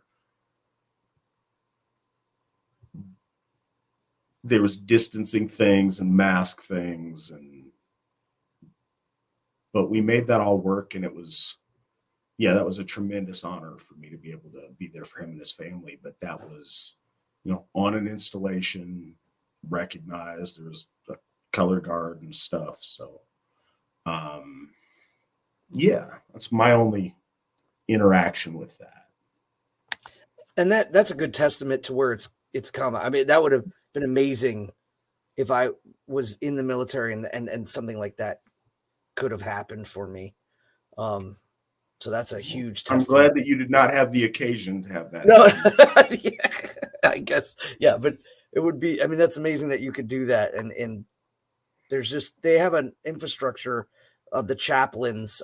They don't necessarily have imams or rabbis in the military or other, clergy. What they generally have is the chaplain corps, and they are generally Christian, but they open up avenues for other faiths to meet and congregate, and they'll have clergy come in, and now they have us as well. And that's cool. That's amazing. So for a lighter question, what color are your power tools? Mine are turquoise. Svan, what color are your power tools? Turquoise. Wait, I'm immediately trying to think, is that like old Ryobis? Because I remember them being turquoise and I got Frankenstein stuff. Ryobi, Milwaukee, DeWalt. So red and what's the dark black or gray, yellow and black, and the new Ryobi color is like snot green and black. So I lose some of my man points on this one. That's why I try to build them up. For my pink fruity drinks with the umbrellas in it, and for situations like this, the color of my power tools is the color of the power tools somebody hands me. I will use other people's power tools, but do not have many power tools of my own, because I am not handy. And I got like leftovers from, I used to fabricate a long, long time ago. I don't anymore. I am a barber, and I do not like to live that life anymore, but of breathing that kind of crappy dust. And so I have like just beat up and kind of. Suppose your trimmers are technically power tools. Yes. In that case, cold steel and black. That's what I prefer. And your curlers, or whatever that hood is you put over the ladies' heads that gives them. I can't cut women's hair. I don't do no ladies in the shop. I mean, they can come and visit with their men folk, but I'm not cutting any. I cut my wife's hair once, and it was probably the worst experience for both of us ever. Cautionary tale. All right. Oh, Makita. That's right. Sorry, read the, yeah. So next question, my mother asks, what are the holidays and can you list them for someone who is unfamiliar? So, as I indicated earlier in the show, there's one for each month. We also, in addition to that, have days of remembrance, and those are on the calendar. If you asked me to list those in order, I would embarrass myself a little bit by not getting them, but the holidays are Thorablot in January, Charming of the Plow in February, Ostara in March, Hexennacht in April, May Day in May, Midsummer in June, Sigerblot in July, Freyfaxi in August, Winter Finding in September, Winter Nights in October, Feast of the Einherjar in November, and Yule in December. And I can already hear them now, like screeching about the months. Yeah. Right. I think it's worth noting that the evolution of our holidays, as far as numbers and things like that, and the calendar, we use the Gregorian calendar, so it works well to have a month and a holiday. If anybody's ever curious about those, they're on the AFA website, runestone.org. You can find that there, or any of your folk builders would be really happy to break that down for you. And we're going to be doing this very series of shows about our holidays in that order. So in 22 weeks from now, because we're doing the first show today, you shall have the order of these shows to go by. Yes. Tune in.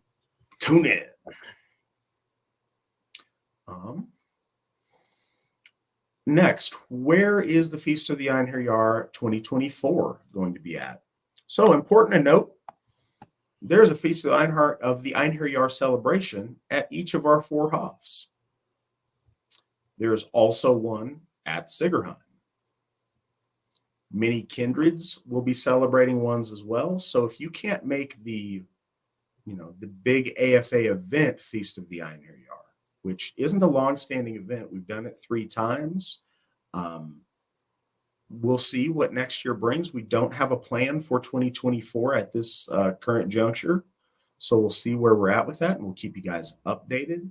But any of the things that we celebrate nationally are celebrated locally at each of these Hofs. There's occasionally a one-off, like Elsie Fest in Wisconsin, that has been done the past couple of years. That one's kind of a unique occasion. But any of the other ones they coincide with events at each of the Hofs. And again, local folk builders are typically doing something for those celebrations anyway, if you're not close to a Hof. Adam also responded to at the bottom there.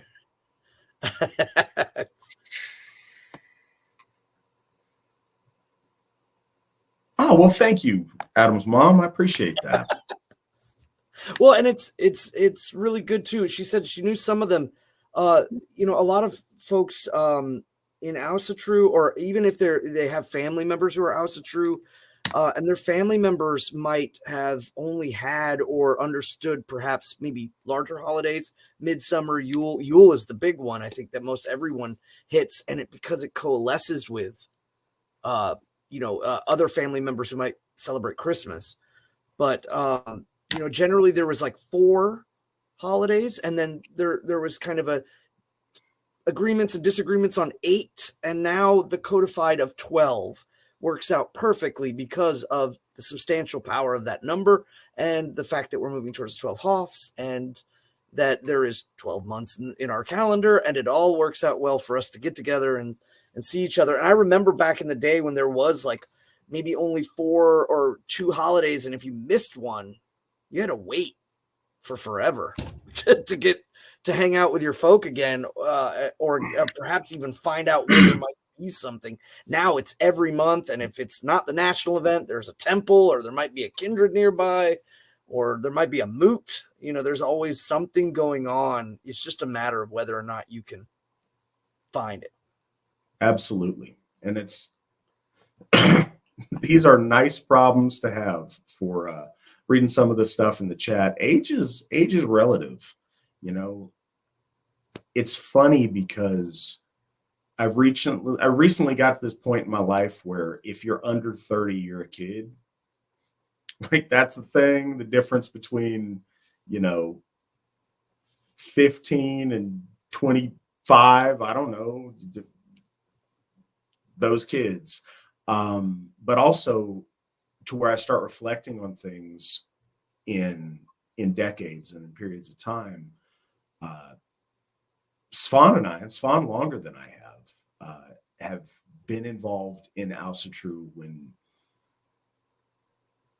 it was at a much earlier, more primitive time than it is today. And we did not have all the luxuries that folks take for granted today. And in some ways, it makes,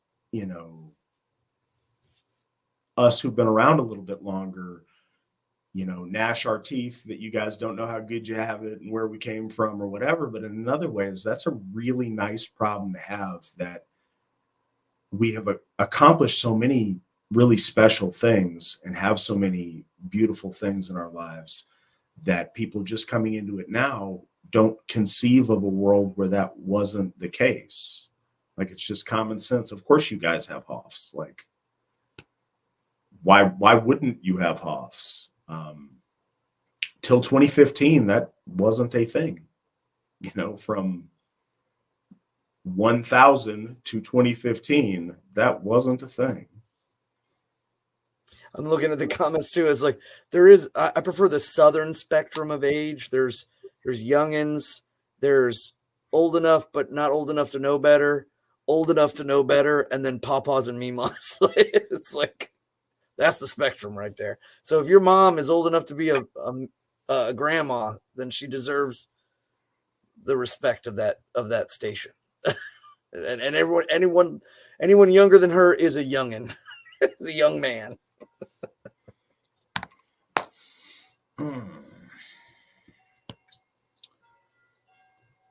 So, next question. This one is from Bodhi. Witan Svan, what about Herjan, meaning Lord of Hosts, as a title for Odin? Would that not make the Einherjar the singular chosen ones belonging to /the host? Yeah, the host, the Herr, Her, Her, it still survives in German too. But yeah, absolutely, it's the army.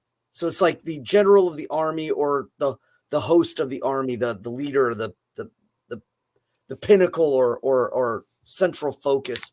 I would even argue that it could be like correlated to general of the army, if you will, and the host is kind of poetic language for the body of the army, what they represent, the soul might of the totality. And I think I mentioned that earlier, is just my view of the Einherjar in specifics to Lord Odin and the Hall of the Chosen, is that they are a throng, they are a body.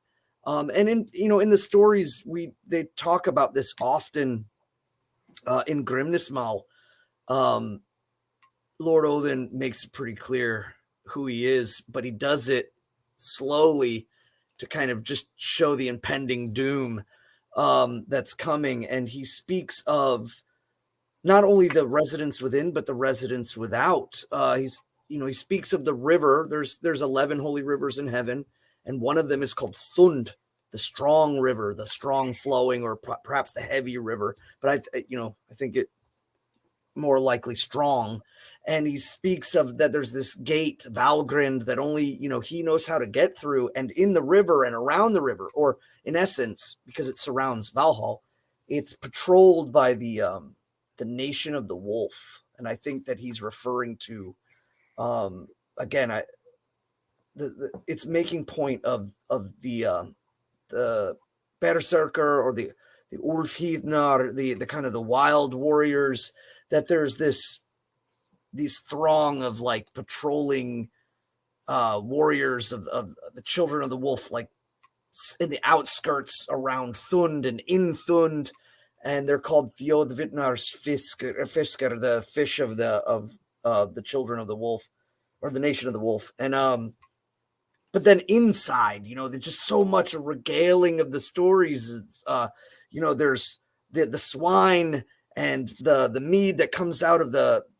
goats, ever giving fountains, if you will, of the teats of the goat, and there's golden shields and pillars of spears, and there's a hart or a deer that stands on the top, and his the dew from Yggdrasil is dripping down into Valhalla and all the way down to the land away from time. There's so much really good imagery there, but it's pretty clear. Yeah, the host is the army. It is the culmination soul might of all those who have been chosen. So watching the chat, there's two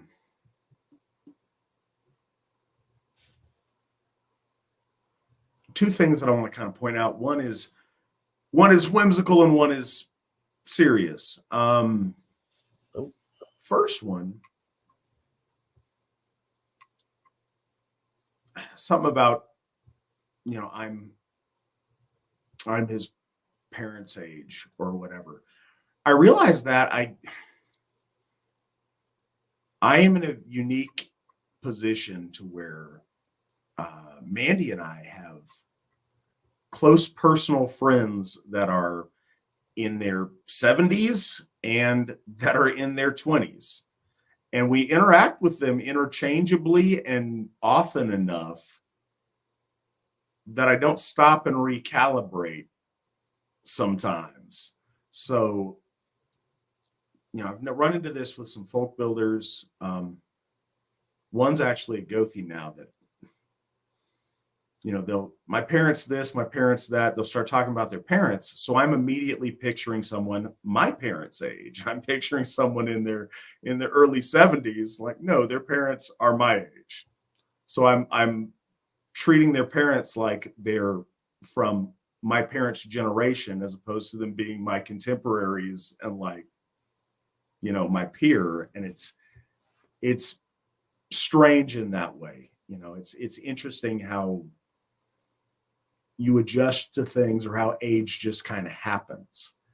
You wake up one day and you realize, oh, I'm an adult now. I'm supposed to be doing adult things. And then, but then you retroactively look back and you're like,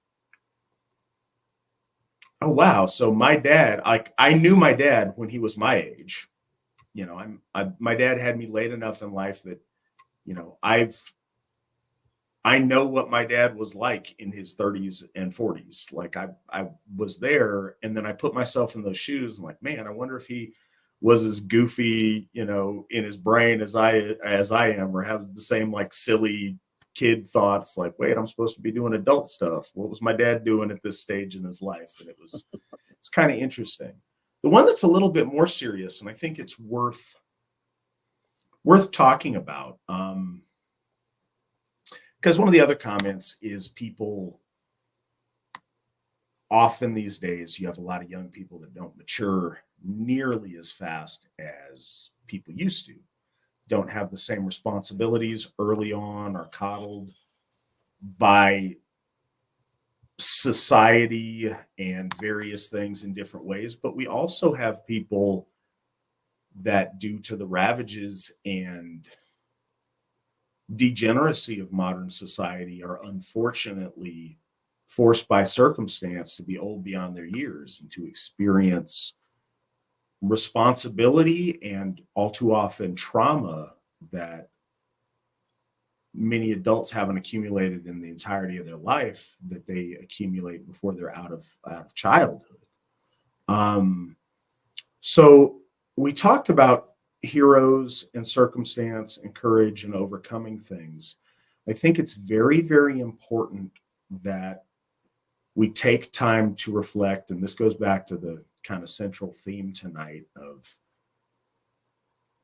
rethinking, always rechecking in on why we think, why we do what we do.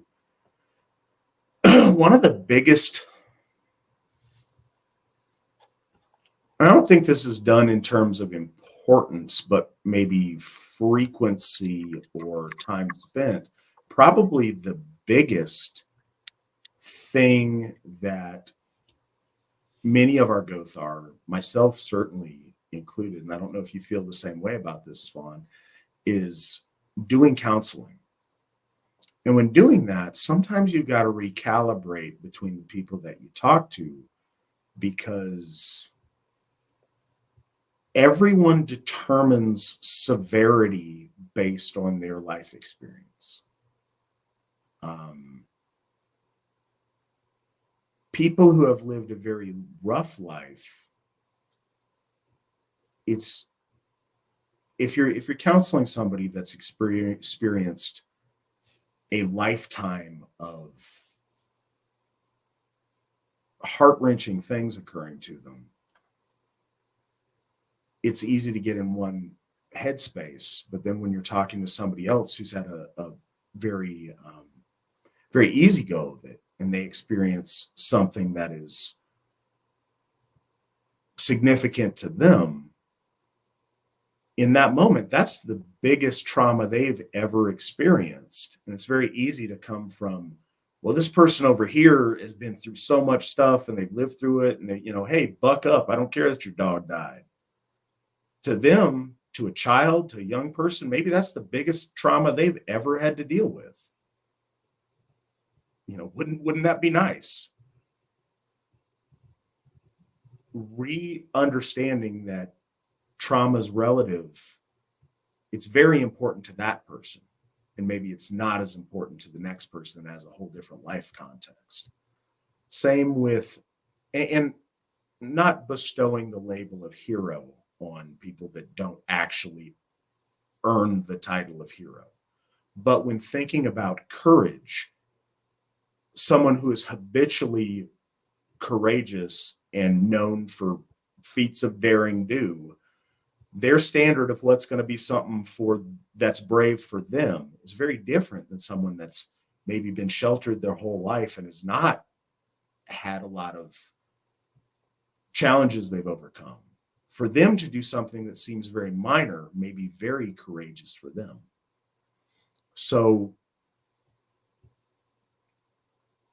when evaluating folks, it's important to keep that in mind and make sure that we factor in the subjective of their circumstance.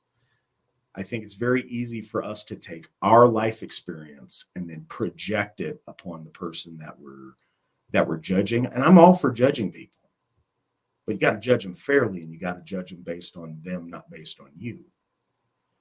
And so that's a really interesting challenge to affect the way you see those circumstances. I hope that made sense. I think it was probably a little bit airier than I meant it to be, but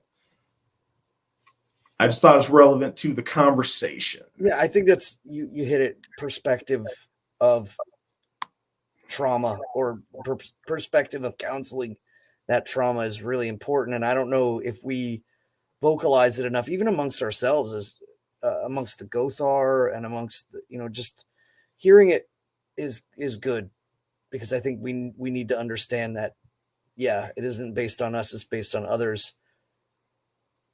We have that moral framework to kind of expect things from them, but not based upon our experiences, based on the moral framework.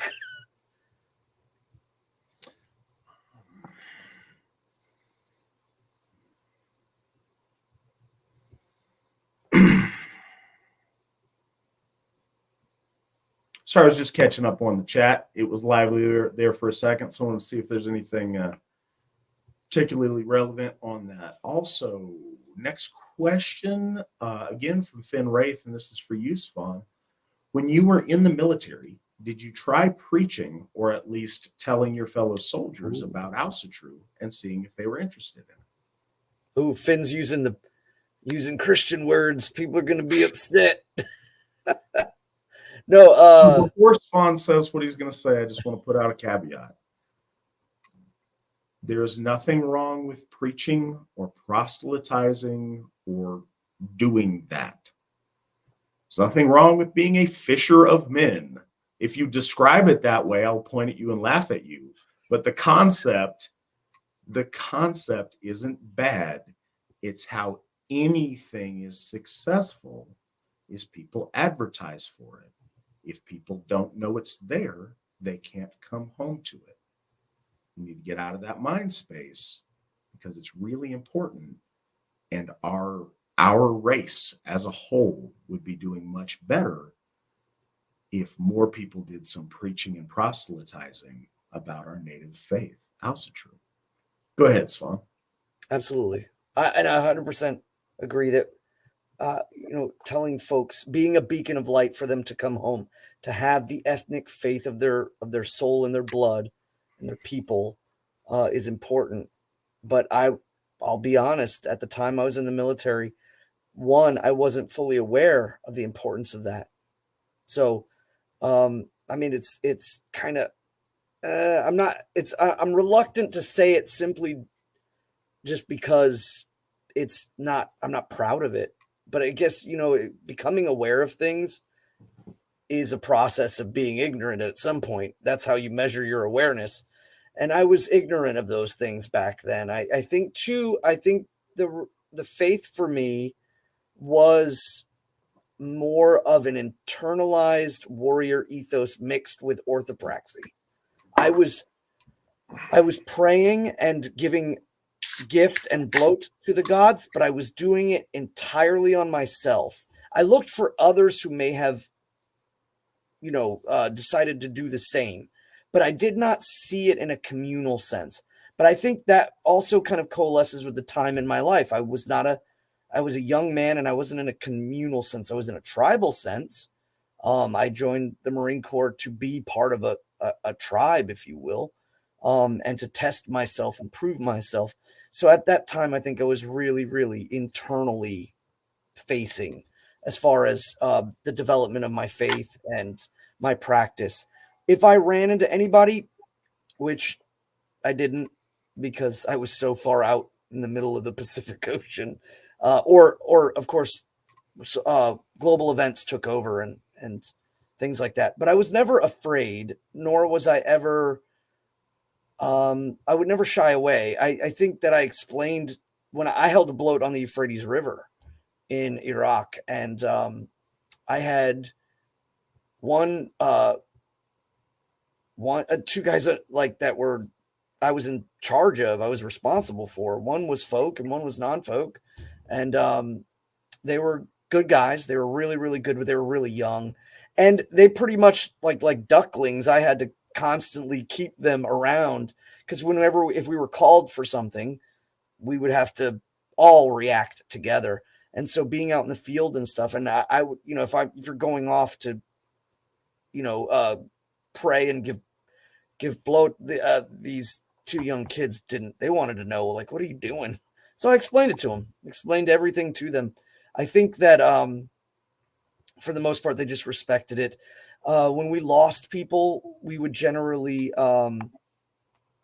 there would be a chaplain and also a psychiatrist that would come out to analyze us.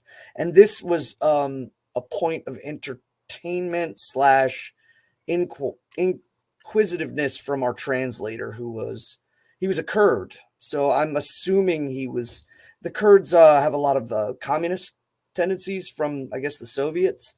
And so they have a tendency to be not very, I don't think they have a religious motivation. So he was interested in what I was doing and why there was a chaplain there when someone, passed away, or why there was this other person. And he asked if this person was a priest. And I'm like, no, he's a head doctor. And, he just thought that was kind of odd. But he also noticed during services, I paid respects, but I wasn't particularly involved in, say, Christian services. I wasn't taking a knee to Yahweh or anything like that. I refused to do that, but I commemorated my fallen brothers. And then we had our own ceremonies to do that. But yeah, it was, as far as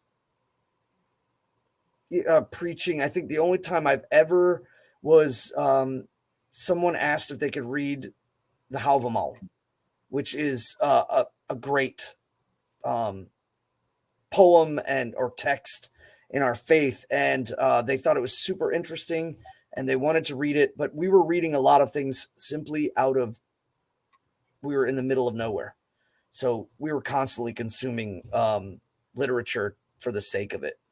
I read some books that I would have never read if I wasn't out in the middle of nowhere. But yeah, beyond that, not much.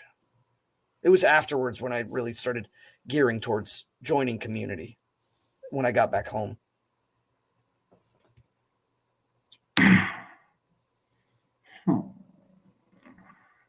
So, next question. What highlights do you foresee for the AFA in 2024? Is Phrasehoff a possibility? So,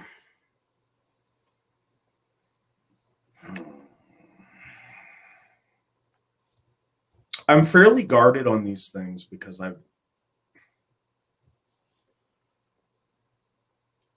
right, backstory things. Learned a lot of things when I got involved in Asatru in like 2001-ish. From that point until I became Einherjar Gothi in 2016, I learned from a lot of things. And a lot of folks talked really, really big about a lot of things.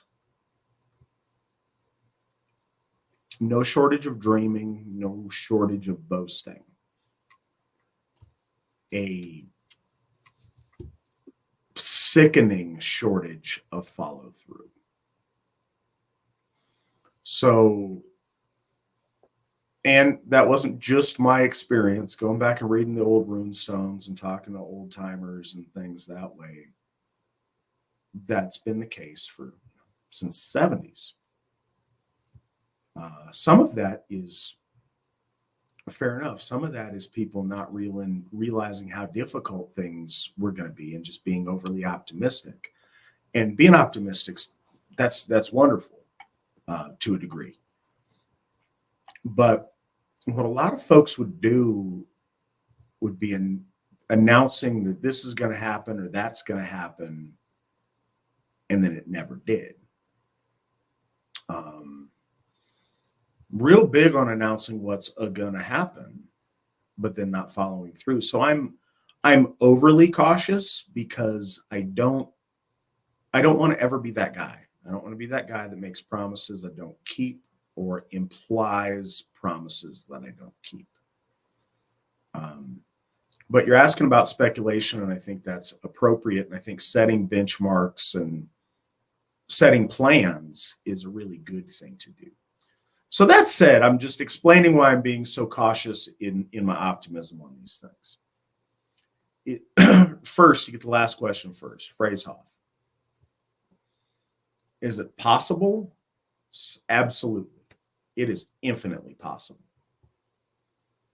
Is it probable? No. Do I want to see it happen? Absolutely, I do.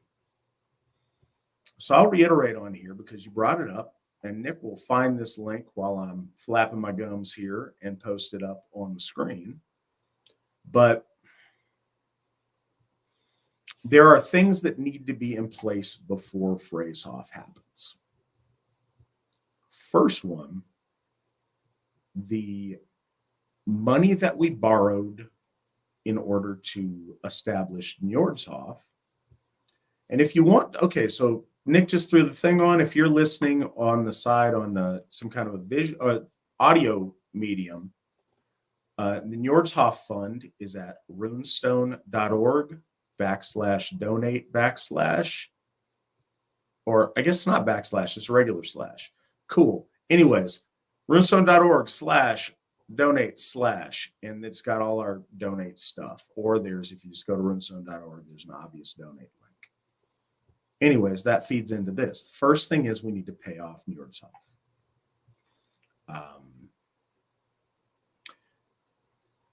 Njordshof was the most expensive Hof that we've ever purchased for the AFA. It's just a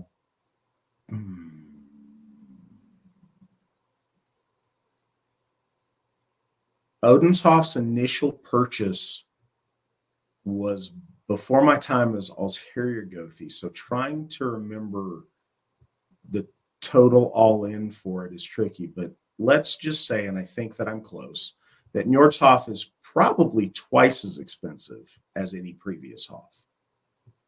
Properties in Florida are more expensive.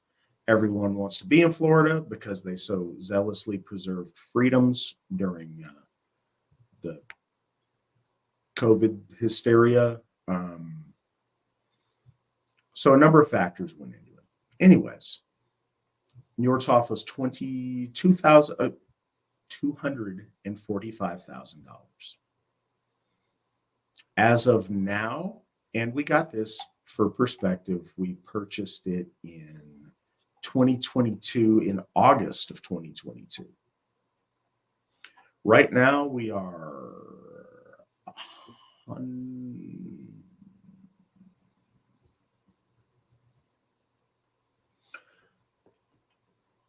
So Nick, can you throw up the thermometer on that? I believe we have 109,000 remaining that we owe on it out of that 245. So quite a bit has been paid on it so far. I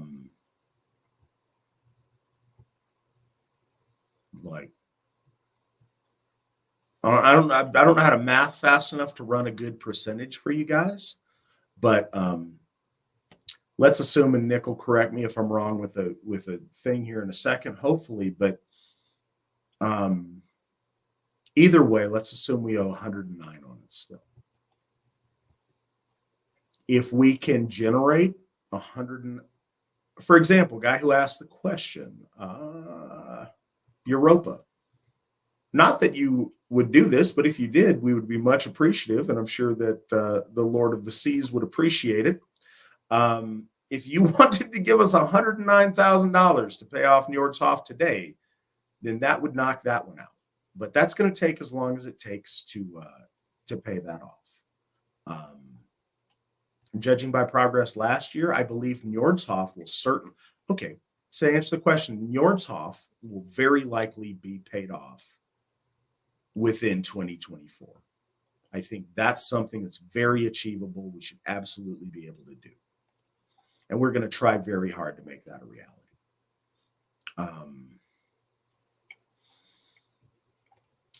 There we go. And it's tiny for me. Okay. I can't see it. It's too small for me to. All right. I think we've paid off 140,000. How much do we owe? It's just above 140,000 on the. Oh wait, yeah, that's even smaller. 142, and that's okay. 142. So that means we owe. Let me get my spectacles out. Yeah, so we owe somewhere in like 103. Cool. That just shaves $6,000 off of what I just said. Excellent. Thank you, Nick, for helping my old eyes with the new and improved graphic. That's awesome. I appreciate it. So here you go. Once we pay that off, that's step one. Step two is that we need to have a recurring income number that's great enough to support an additional fifth Hof.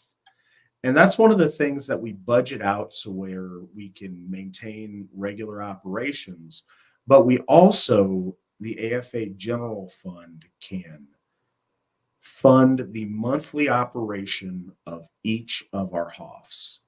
without it being burdensome or a stretch, to where if something, if something happened, if we needed to, we still have the flex to handle that responsibly.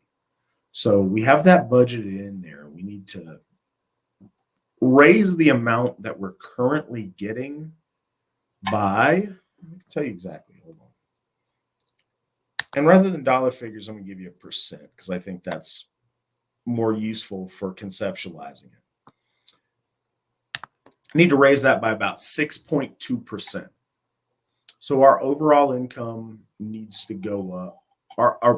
Our average monthly income needs to go up 6.2% for us to be ready to pull the trigger on phrase off.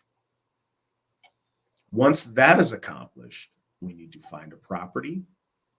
We need to get situated for a loan. Be thinking about that now, guys, if you do want to contribute, and if you're able, or if you know people who are, because of who we are. Private lending through individuals who have income they're willing to lend us at reasonable market rates. We're willing to do that. We need to take that from private lenders. So getting that squared away is the next step, and finding that property. Could that happen in 2024? I would love it to. If we get going hard and if people are very generous, we can absolutely make it happen. It is not outside the realm of possibility at all. But I would love to see that. I think that's ambitious. I'll sign on to, I do foresee us paying off Njordshof in that time. And we'll push really hard to do that. Other milestones, I would really like to see the first 2 families living on Sigerheim in 2024. Again, that's one of those that's kind of an unknown. If I were single, if it was just me by myself, I would pack up and go live out there now, and I'd rough it until, as long as I can get to and from the gym and have internet service, I'll be all right. I have a family now. Mandy has packed up her life to move with me and be on this journey with me already. I'm not going to ask her to do that without some other people being involved, so that she goes to a place where she has community and people to be around, also so that Aubrey has some folks to be around. So we're kind of waiting on a minimum of one other family to do that with us. And there's a couple of families that are thinking about it. Assuming that they're ready, it would be very nice to do that within the next calendar year. No promises, but it's what I would like to see.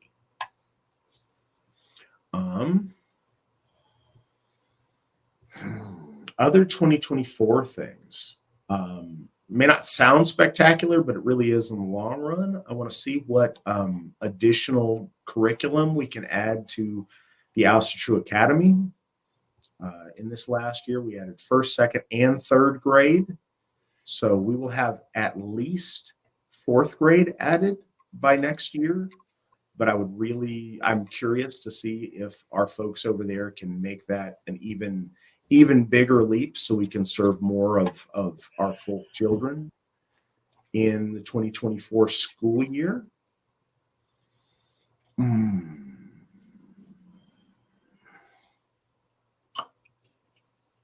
Those are the big picture things that I see as possibilities or points of progress that we can be at on that. Yeah, I think that's where I'm at and what I see in 2024.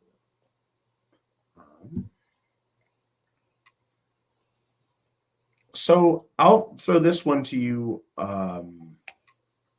first, Svan, and I'll answer it second. Our next question is, what consistent duty of leadership are you 2 most proud that you are able to fulfill?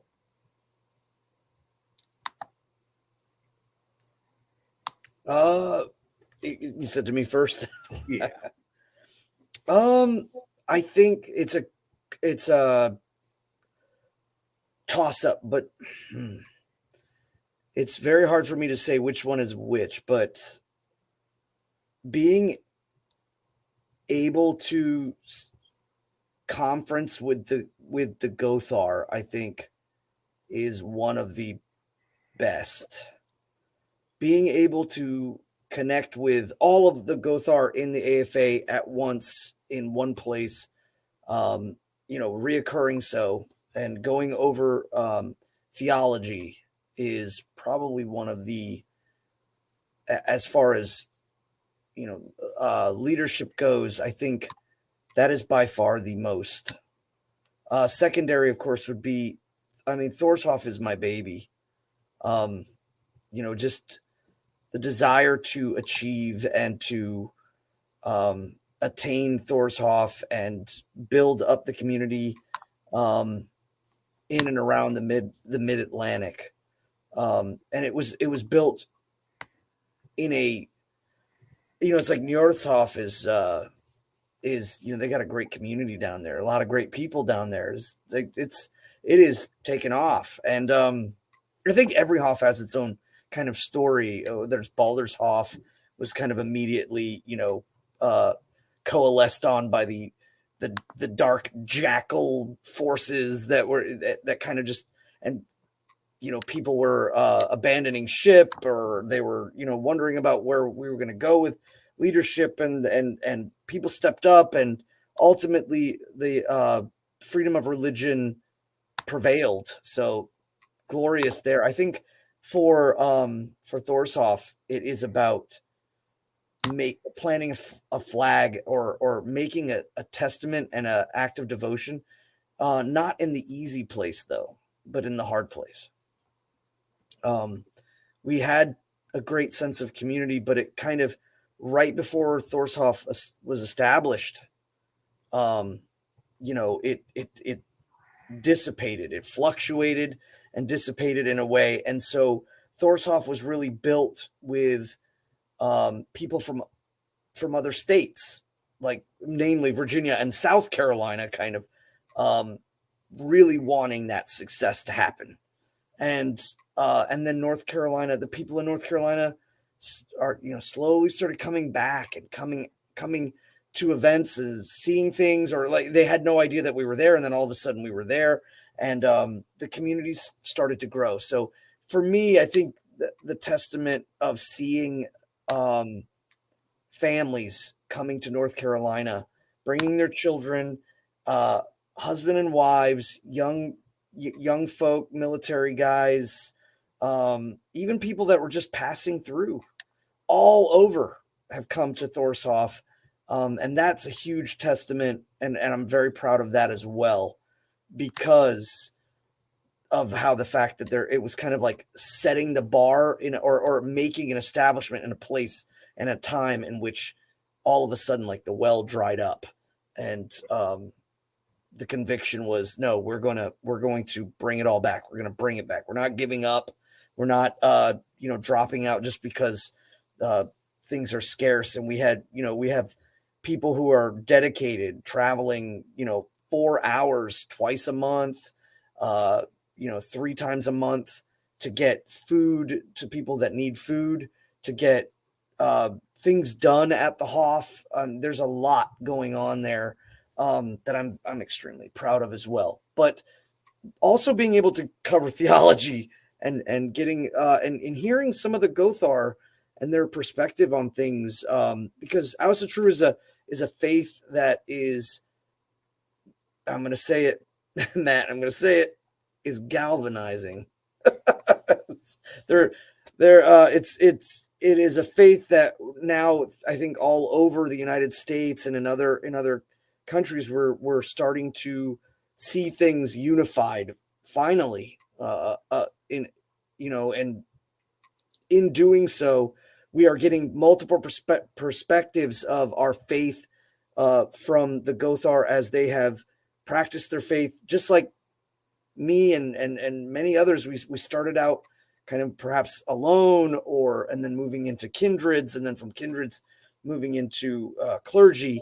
And so now things are starting to get clarified and serious, not not just like, what color candle are you going to put on your altar, brother?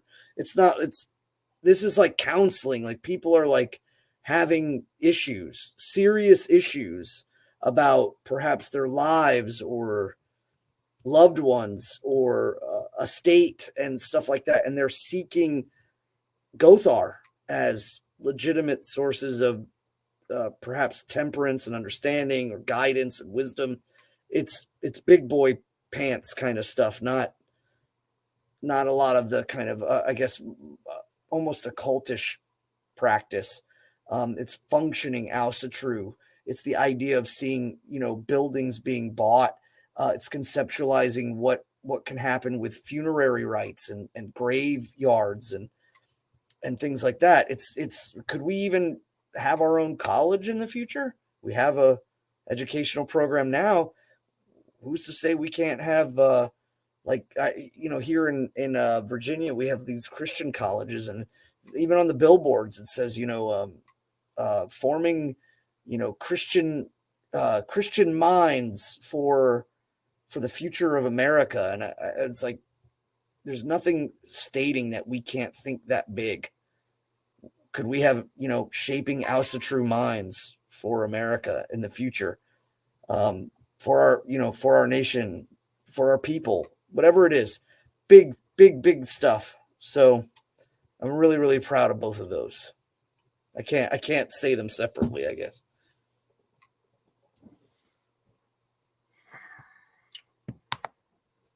So I'm thinking on it. Consistent duty of leadership.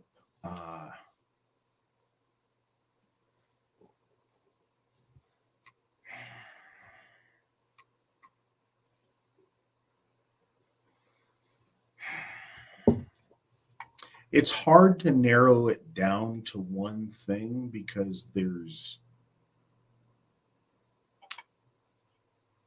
no hard lines between most of the things that I do for AFA leadership. All of them kind of bleed into each other to one degree or another. You're all over the place. I am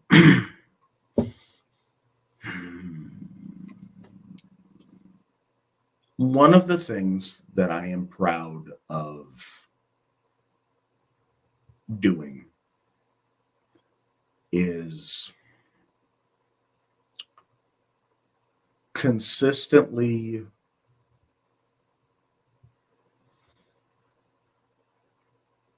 keeping our folk directed towards positive goals of building the future that we want for our gods, for our children, for our faith, but not in just general terms, but with benchmarks and with concrete things to achieve and build from. Keeping the focus on positivity as opposed, and this is such an important thing, and it's the nature of our people is the nature of existence is it trends towards entropy and chaos and destruction. It takes constant effort, diligence, and persistence to stay above that and to keep an upward trajectory. If we just stop, then the course of nature is to cycle into destruction. Keeping that afloat, keeping the positive vision afloat, keeping our leadership focused with our eyes on the prize and various, little P prizes on the way to the big P prize.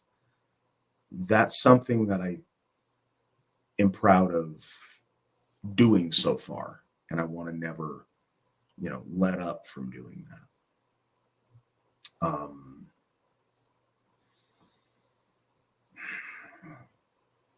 This isn't consistent. This is situational, but it's really important to note. One of the, and I have said this a bunch on here, but I'll say it a bunch more.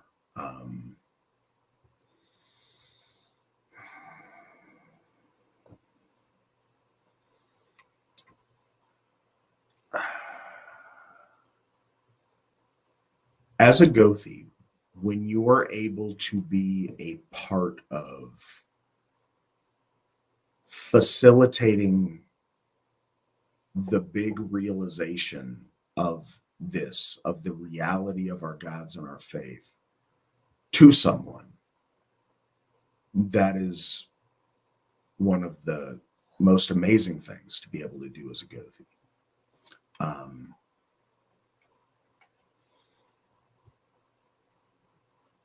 Some people get into this because it's cool and it's white people stuff and it meshes with their worldview, but they're not sincere about the religious part. Many more are sincere, but they want to believe, but they don't rock solid believe, but they really want to, and they're waiting for that moment, or they're, trying to achieve that, and that's where they are.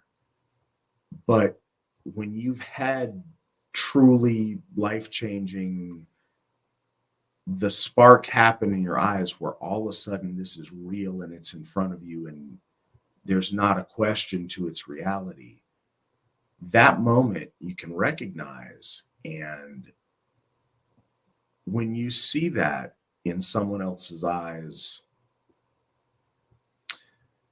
as a result of a ritual that you officiated or that you performed, because it's a complex interplay of things. You can go out there and you can do the very best imaginable by human powers, and if the gods aren't participating in it, you can't make the magic happen.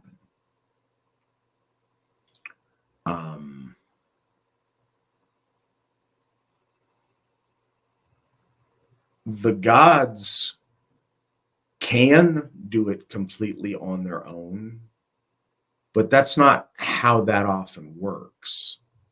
There's something in the mechanics of it. When the Gothi is the bridge between the divine and our folk, that facilitates that moment happening for people. And if you are able to get the attention of and the goodwill of our gods to the point to where they reach out and touch one of our folk and their eyes are open, that is something that I am supremely proud of being able to do from time to time. And the part of the question was consistent. I can't claim any consistency. Does it happen every time? Certainly not. Sometimes I'll give the best bloat ever. It'll be amazing. And one of those instances will happen. Sometimes I'll be way off on my game, or I'll feel like I am. And I feel like I'm not doing anything special, but I was there at the right time, at the right place. And, the gods were either impressed or felt merciful to me, or, were in a mood to, all right, good enough, I guess, and make it happen. But I am very, very proud of those moments, and I've had several of them, and I hope that I'm able to facilitate many more in my time. And that's the stuff that I'm most proud of. If I had to pick, you said pick one, but I picked two.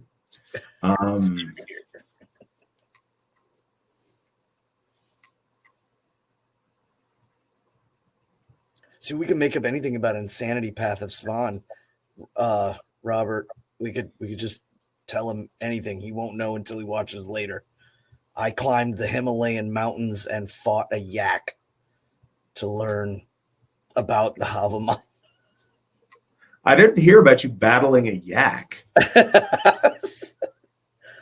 It's misconstrued. In actuality, I made cheese from the yak and lived off of that in the mountains till I understood the mystery.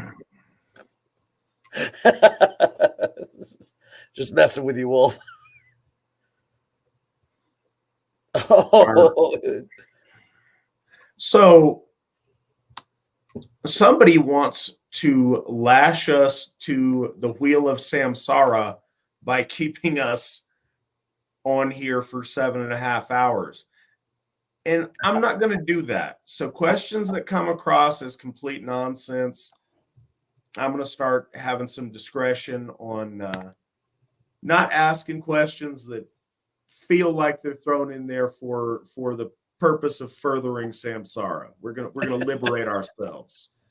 Why do I feel Robert's at the source of this? So don't be offended if I overlook your thing, and if I do, and it's genuinely important, please do bring it up. But I'm gonna use some discretion. So, one point to note that I think is good, and Nick reminds me on this, is so. Nick, you can clarify on this, but he has a call to action for YouTube Shorts. But then separately, he says for people to get off the internet, off the couch, and start doing Asatru things, to go do moots and bloats for the folk and such. I'm wondering if Nick wants those things recorded to make shorts out of, which would be awesome. Either way, I think it is worth encouraging everyone to get out and do stuff. I saw this earlier.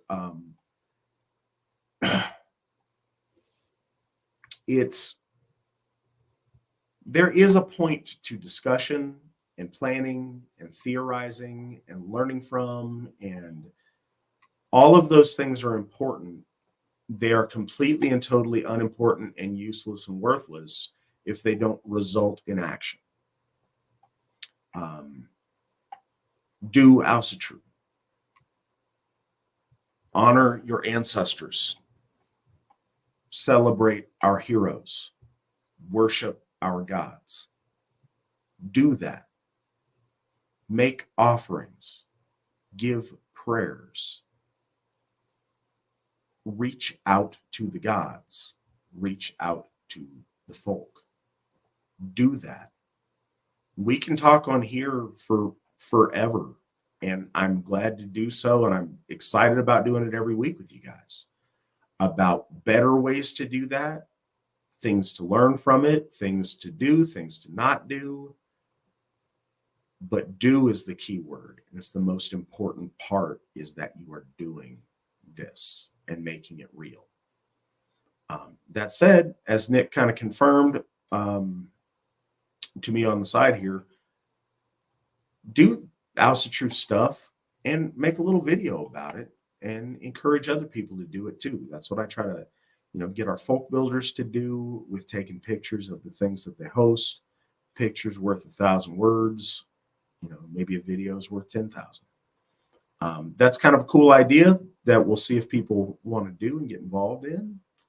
I wanted to kind of cut in there on if you're alone, let's say you're alone on this. I'm just contextualizing because it's really bound by your imagination. But let's just say, hypothetically, if I was to be asked, how would I even celebrate Feast of the Einherjar? I don't have anybody near me, so how do I feast to the Einherjar when there's no one around? I would give this as an example. Set out a time, set out a place.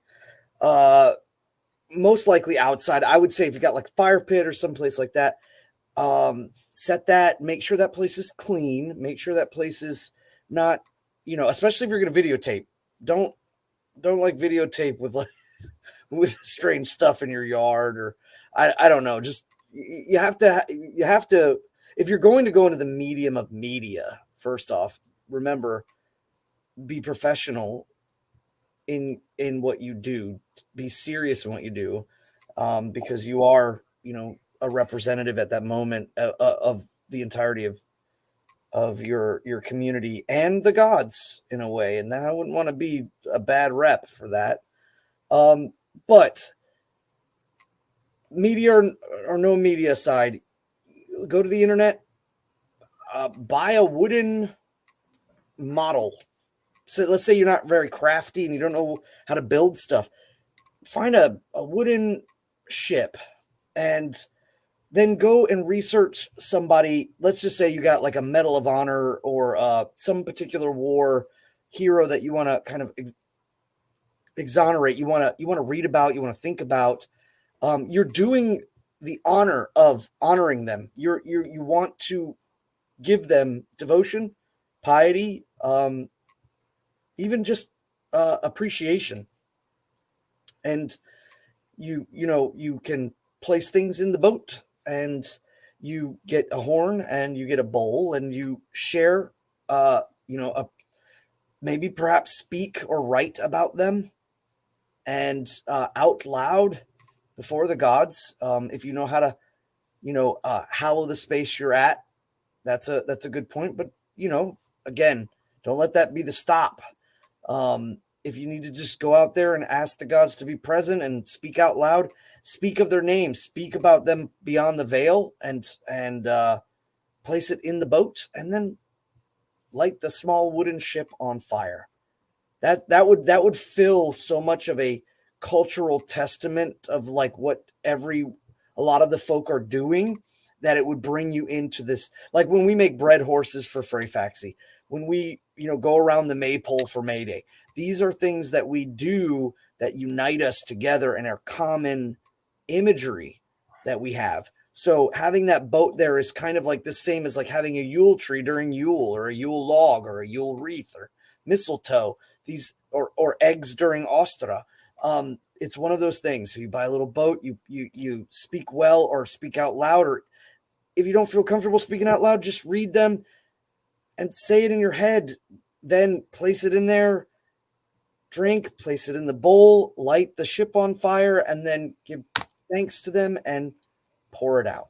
And then go somewhere and maybe perhaps have a nice dinner and think about them, think about the people that might be out there in the fringes of society as far as like their military service and sacrifice, and they don't get a chance to eat or have a good meal or something. I've definitely been there.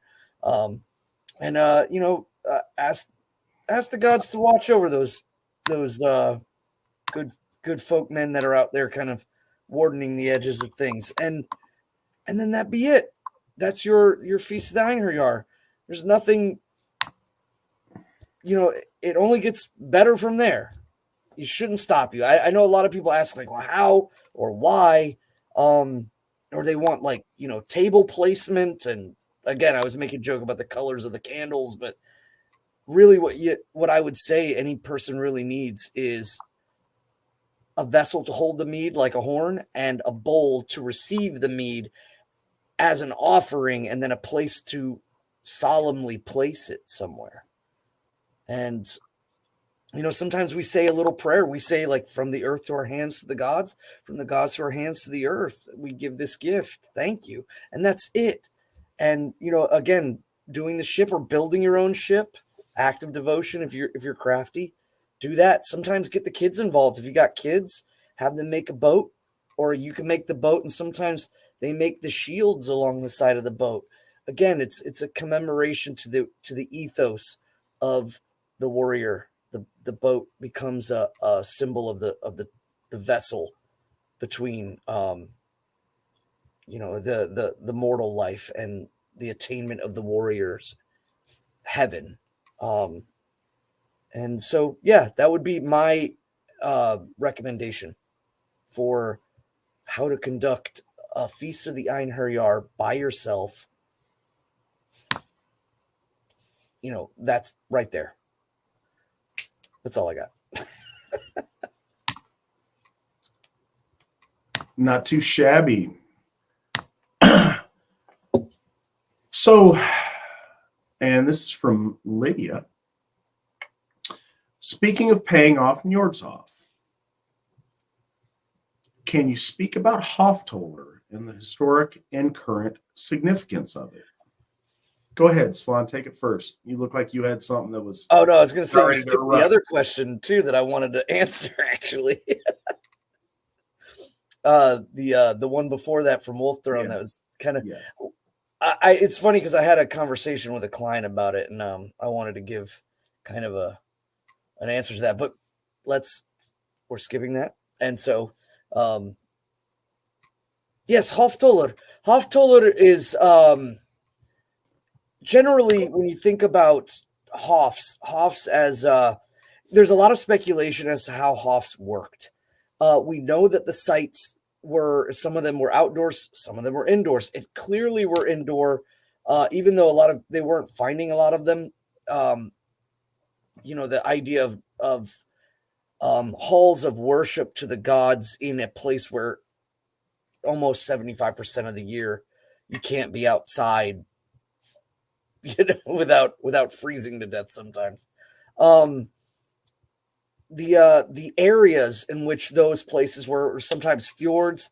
There were sometimes entire regions that would gather together, and it was generally seen as if you gained bounty, if you went abroad, if you went overseas, if you went raiding or you went trading or whatever, or gained money from joining in military operations or whatever, if you had bounty and you came back, there wasn't somebody, like you would go to the Hof and give them money and say, this is for expenses, this is for food. And this is known because even in so Oliver Egvir, he was conducting Veternaut, Winter Nights, when there was Olaf Tryggvason, the Christian, he was just using it to gain power. He, ambushed Oliver Egvir and the other Gothar, and they had gathered all of this money and food and things for the holidays, and he tried to force the Gothar to convert. They told him where he could properly stick it, and then they died for the faith of their people in front of their people, and then all of those people were either scattered or arrested or kind of just violently shoved off, and all of the stuff that they had amassed, all the money and the food they had amassed for the year that they had gathered, he stole it. And that's kind of like a Hoftoller of the olden days was not always strictly monetary, but it was still understood. Food, parceling off things of meat, of sacred liquid, whether it was mead and ale and cider for the hall, equipment and things. All of that is part of that. But now it's it's the way to upkeep and press Asatru forward and get the faith of your folk to grow and to live. So I mean, I guess that's the origin, and now it's also a great way to keep us from. There's corporations. Speaking kind of that the earlier question when he was asking about secret societies and strange aliens. I don't think that there are strange aliens and secret societies. There are corporations. There are bankers. There are the media. There are Hollywood. These people are the real people that you should be concerned with. And they try to make it seem like there's all these other things out there so that you won't point the finger at the correct people. But there are corporations out there that are trying desperately to stop our people from having the ethnic faith that they are entitled to. And Hoftoller 100% battles against that. So, because Svan is going to name the lizard people, I would like to say like BlackRock and Goldman and Sachs. Those are far more scarier than lizard people. Just saying. So, to that Illuminati, lizard people, secret cabals of folks plotting our downfall.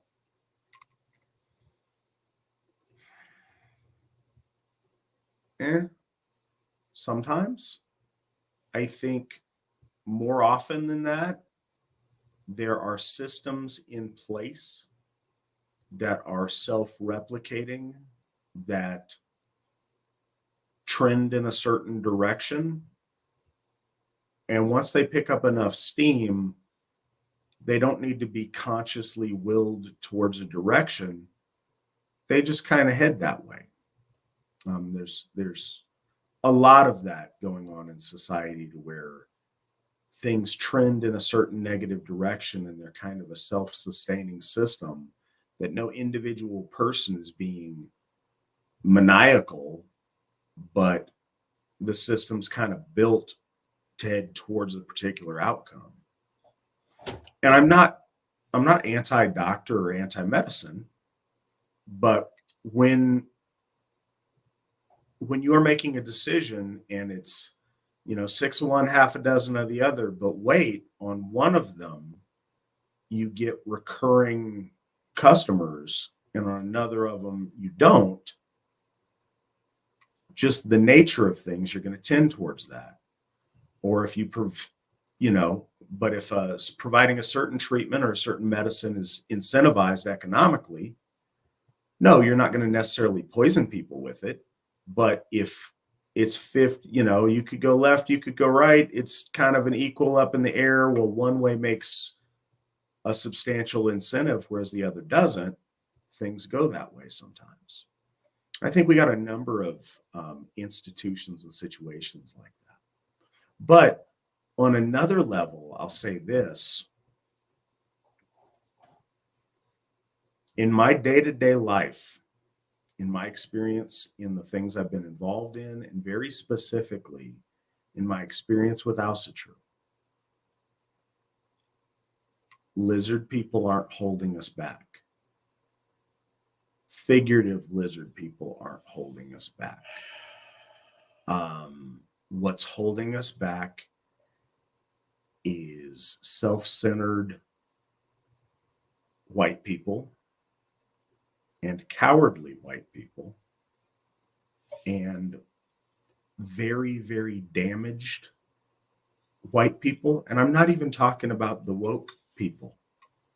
They're not holding us back. I'm talking about people on the right side of the aisle who constantly seek irrelevancy and infighting until we're small, insular groups of complete and total irrelevancy. Our own people's inability to just get along and suck it up and be part of a team and invest over the long term, that is the thing that keeps us from success. That is the top of the list, and it is so far beyond any other group of people, be they human, mammalian, lizard, or anything else.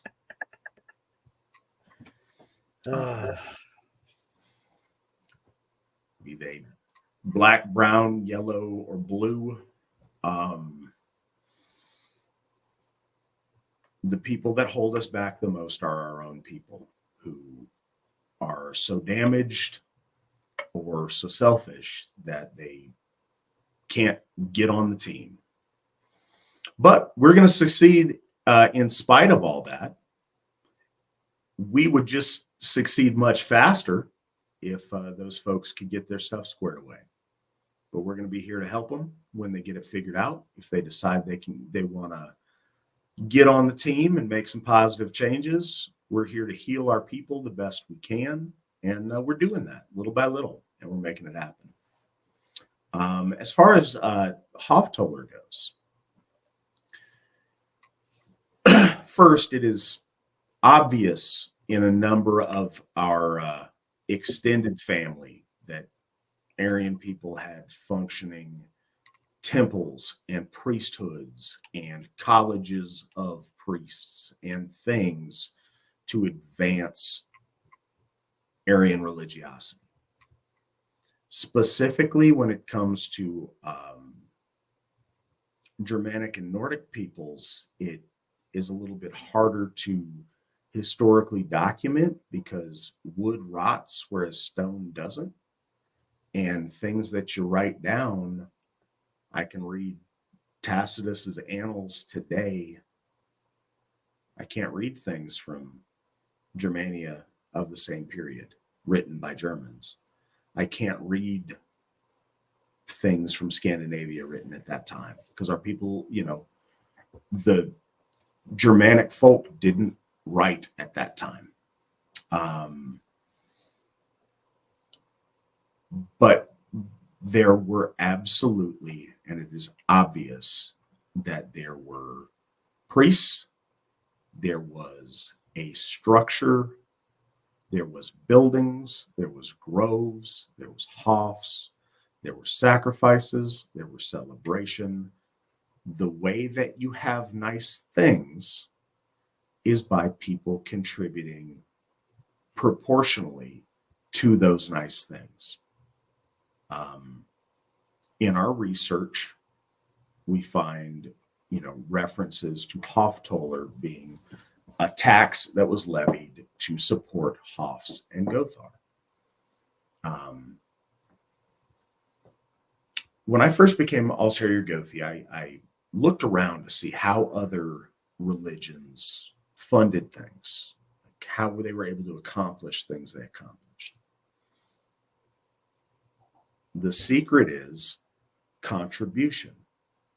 In industrialized society, contribution equals dollars. That's just real. It's our way of exchanging value between things, and it's how we are able to have nice things. For a long time, when I first started, and this is kind of meandering, but okay. When I first was, earlier in my experience with the AFA, when a member was suffering a hard time, people wanted to gather cans of food and somehow ship those to them. Or, I have an extra jacket I could send for their kid.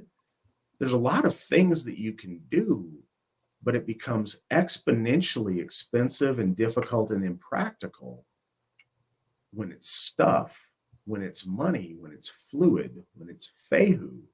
You can send that and then they can get exactly what they need. Watching our ability to help each other by we could have some cans of food at the Hof, or we could do a fundraiser. We could donate spendable money to folk services or to a specific folk services campaign. We've been able to very significantly help a lot of families and a lot of people in the AFA who've come on hard times and needed stuff. And that's been a really noble thing. So anyways, I was looking at funding and how it works. And I know that, and I'm not going to, the Hoftoller is absolutely the same thing as the tithe, other than tithe means tenth, and we're asking for 1% minimum. I will take 10% if you are willing to donate that. That is tremendous, and it would be very much appreciated. If every AFA member gave 10%, we would roughly, just based on numbers that I'm aware of, if everybody in the AFA gave 10% of their income, we would be able to do probably 25 times what we're able to do currently, which is tremendous if you think about it. That's 100 Hofs. We've got 4. We'd have 100 if everybody's given 10%. Not saying everybody needs to do that. What I do ask, and what we are trying to do, and we've been working on this slowly since I believe 2020, but it could have been started in 2019, is the Hoftoller, which is setting up to where 1%, a minimum of 1%. I know people who do 10%. I know more people that do 5%. I know some that do 2%, 3%. But at least 1% of your income towards the AFA. There's ways to set it up in the United States through your employer to where that comes out, I believe, pre-tax. And is advantageous, and it can just be done through your paycheck and things. And you don't know, you don't miss it, and we really appreciate it. And there's a magic that comes with numbers. If everyone donated a little bit of something that they didn't even notice, that they weren't even going to miss, if every AFA member did that, it would equal a huge result. We have this exponential multiplying factor if everybody just gave a little. So that has been tremendously important. The folks that have stepped up and donated on Hoftoller, I think that's why we've seen the rapid increase in Hofs that we've seen in that exact same time period. But yeah, that's how that's set up. But there's infinite ways to do it. If you're your own, if you're a private contractor, you run your own business, or you're an entrepreneur or whatever, there are ways to set it up. You can do it one lump sum a year. You can do it quarterly. You can do it weekly. You can do it daily if you want to. But figuring that out is a massive key to us being able to move forward and accomplish the dreams that we set out to do. That if everybody at the AFA got on the Hoftoller, the 1% Hoftoller, tomorrow, there's no question we'd have New York's Hof paid off. We'd probably have it paid off first half of 2024. So anybody wanting to do that, their folk builder is happy to set them up with that. Again, there's lots of ways to do it. It doesn't have to be done through an employer. That's just a really convenient way in the United States. You can do it by check. You can do it through your bank card. You can do it through a wire transfer. You can hand your folk builder cash. You can do it through cryptocurrency. The thing is, it's flexible and it's a trust thing. And there's ways to do that in a way that works for everybody. The answer is always yes on how to make that work.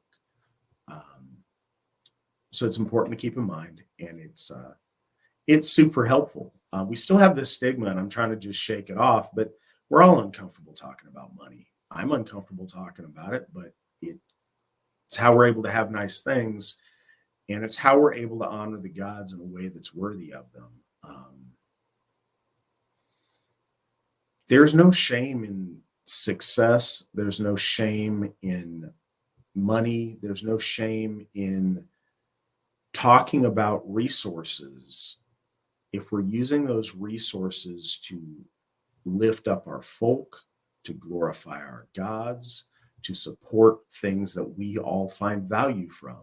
I think it's a really important thing, and I think it's something that people need to be more comfortable talking about. I appreciate everyone listening's generosity, not just in they have, if they're doing membership dues or if they're doing Hoftoller.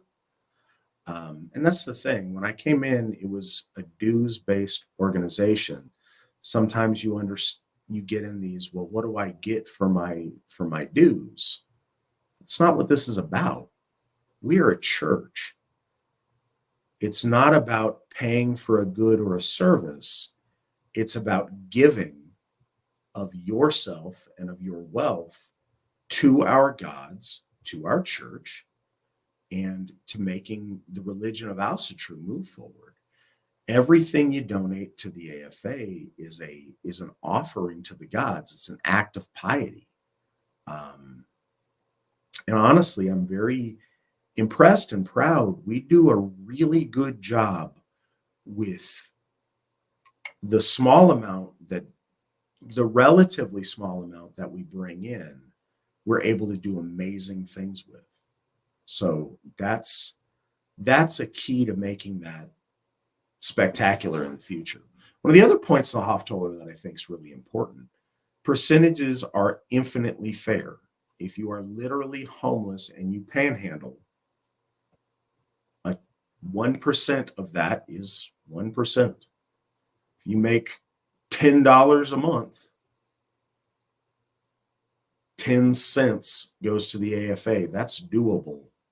That's absolutely doable. But if you're, one of the 1% and you make, $1 million a year, or that probably doesn't even qualify you for the 1%. But if you make that, then it's a huge boon for the AFA. And everybody in between, it sorts itself out. But it's definitely something to think about. It's something I want to encourage everybody to do. I don't like being the guy that talks about it. It looks, it's not a good look. I know it doesn't sound good to the audience, but it's truth. Truth is one of our virtues. And it's something I want to see us elevate Asatru to the level that our gods deserve, and to something worthy of our folk, our ancestors, and our mighty gods. We're doing our very best to do that. We appreciate everybody's generosity. I only brought that up because Lydia told me to, so I will throw her under the bus for that. Nick brings up a great point too. I drive 4 hours to and from.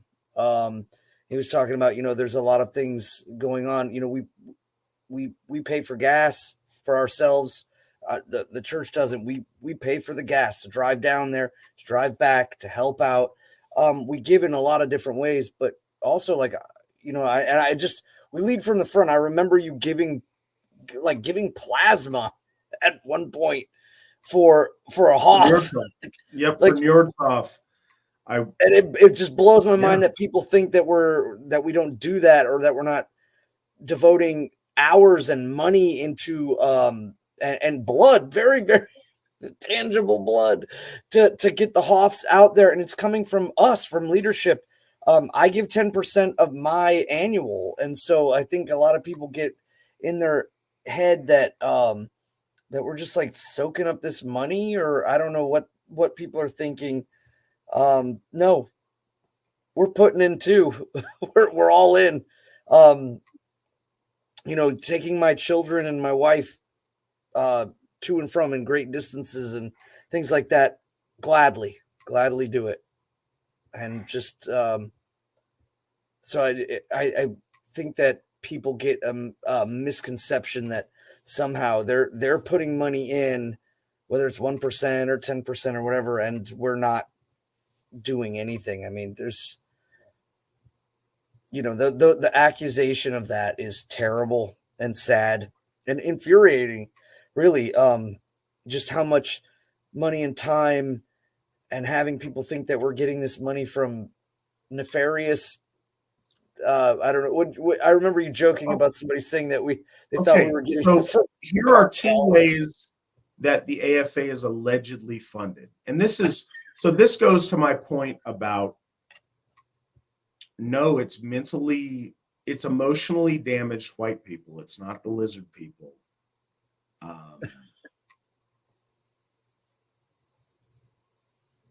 Our people, especially people who are traditionally minded, are so used to losing and so used to being completely incapable of accomplishing things. We have a sizable portion of people that seriously believe that we are being funded by the federal government as some kind of secret honeypot op, that I'm in the employ of the FBI somehow, and that, which is funny and nonsense in general, especially where I'm sitting, and especially looking at the AFA's bank account. That's this trying to rattle change and scare. And sometimes the same people say this interchangeably, so I'm not sure where they fall on this, or that we are a front for Mexican drug cartels, and we've got that cartel money.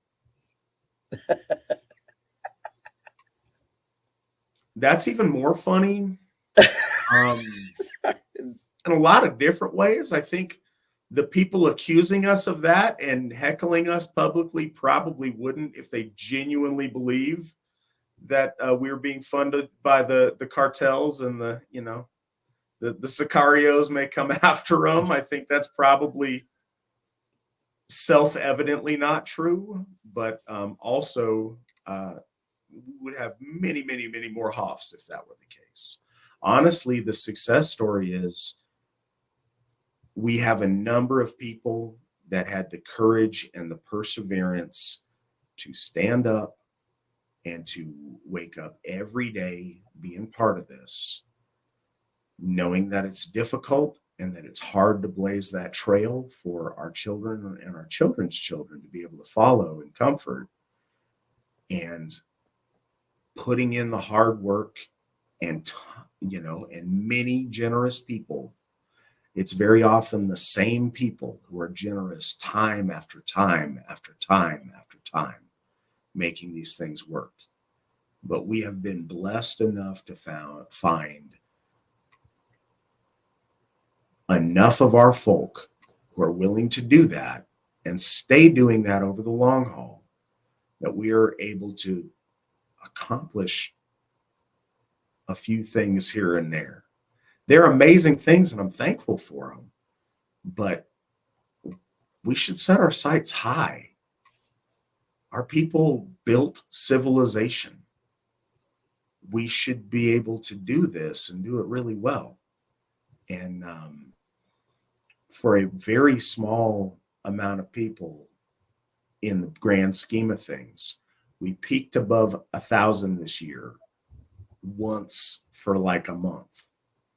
That's in the history of the AFA. We have had over 1,000 members one time for 1 month. And we've been able to get 4 Hoffs. We've been able to get Sigerheim. We are well on our way to accomplishing much more. We have been very blessed by the hard work, the blood, sweat, and tears of some generous folks, the kindness of amazing gods, and the dedication of some very hardworking Gothar and folk builders. And I'm very thankful for that. So I want a white tiger and like gold plated. Me too. 45s or AK-47s. Yeah. How come my 9 doesn't have gold plating on it? Okay, so we're going to start doing all of our bloats in Spanish for no reason. El Jefe Supreme.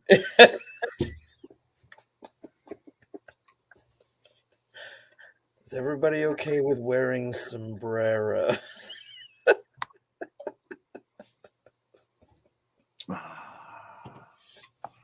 All right. So, silliness aside, Matt/Svan, how do you feel about the term Caucasian as a word that defines us as a people? Svan, what are your thoughts on Caucasian? I don't use it. I think it's a joke. I think that I'm not a big fan of using just like Proto-Indo-European. I think it's just too mouthy. It loses it, sterilizes it, loses some of the point of it. I think there's a magic and a vitality. I don't know if I common usage. I just say folk. That we are the folk. That's what we call ourselves. So many people all over the planet. The Inuits call themselves the real people, and so on and so forth. There's a lot of I don't get bent out of shape when other people name themselves certain things, but when it comes from like it's nomenclature stuff. There's Caucasoid, Mongoloid, Negroid, and all that, and that's all like actual scientific and descriptive language, but it's still very sterile, and I don't 100% attest to it in the idea of if we're talking about locale and things like that, of origination of the home dale of the folk, where we where Rig dawned us forward, but I think it's one of those things that's just a kind of scientific scholarly term that's less mouthy than Proto-Indo-European just to kind of throw it out there. but it lacks the what my people are. So, and I think it's like something like here in the South, it's something that I hear like black ladies say when they're trying to be like covert about things. I've heard like I remember in passing, just there's a lot of Caucasians here. Um, I assume she was complaining that people were minding their own business or something. I don't know. But it's such a sterile kind of term. I prefer folk, and I think white has tangibility in our country. It is a box that we check, and I don't think that it's a bad word, and I think we should make it not a bad word. Um, and I think there are people trying to, but I prefer folk. I think in usage over the most. And I tried to tell my children it's not about, we don't name other people. We don't name other people things. I don't, my kids and stuff, they refer to people as folk or not folk. And it's the concept of that's really simple. It's like if there's two Chinese people in a room and you walk in and then you leave, they're going to refer to you as the not Chinese person. And that's probably the nicest thing. Like in relation to unity between people, I think there's folk and there's not folk. They're not folk. They're whatever they call themselves. And I think that's one of the best ways to go about kind of really establishing identity and getting over the identity crisis of that white children are facing this day So and I think age. that's brilliant because it reinforces you're us or you're not. Right, you're not And us. that applies to any ethnicity. It's not white specific. It's But the word folk is us. yeah, That's our word. Yeah. it is. But the concept of this is us and that's not us, and it doesn't have to be disparaging. Nope. It's just same, different. There's dignity in that. There's nothing disrespectful in that. There's nothing wrong with that. Every group of people is entitled to that. Certainly every racial group of people, but hey, this is Boy Scouts. You're not a boy, therefore you're not in Boy Scouts. Isn't wrong. There's, hey, we're, you know, all blind folks. Well, how can I be part of the no, your eyes work, get out of here. Like whatever the deal is, having a group of people that's just you celebrating the things that you have in common is not wrong, and it's something you can be proud of. Caucasian,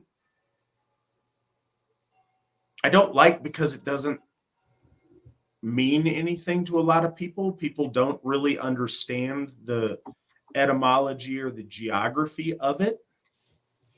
Like Caucasian, I'm not Asian. What are you talking about? Like a lot of people are genuinely confused by it. I think its meaning has been lost to time and anthropology a little bit.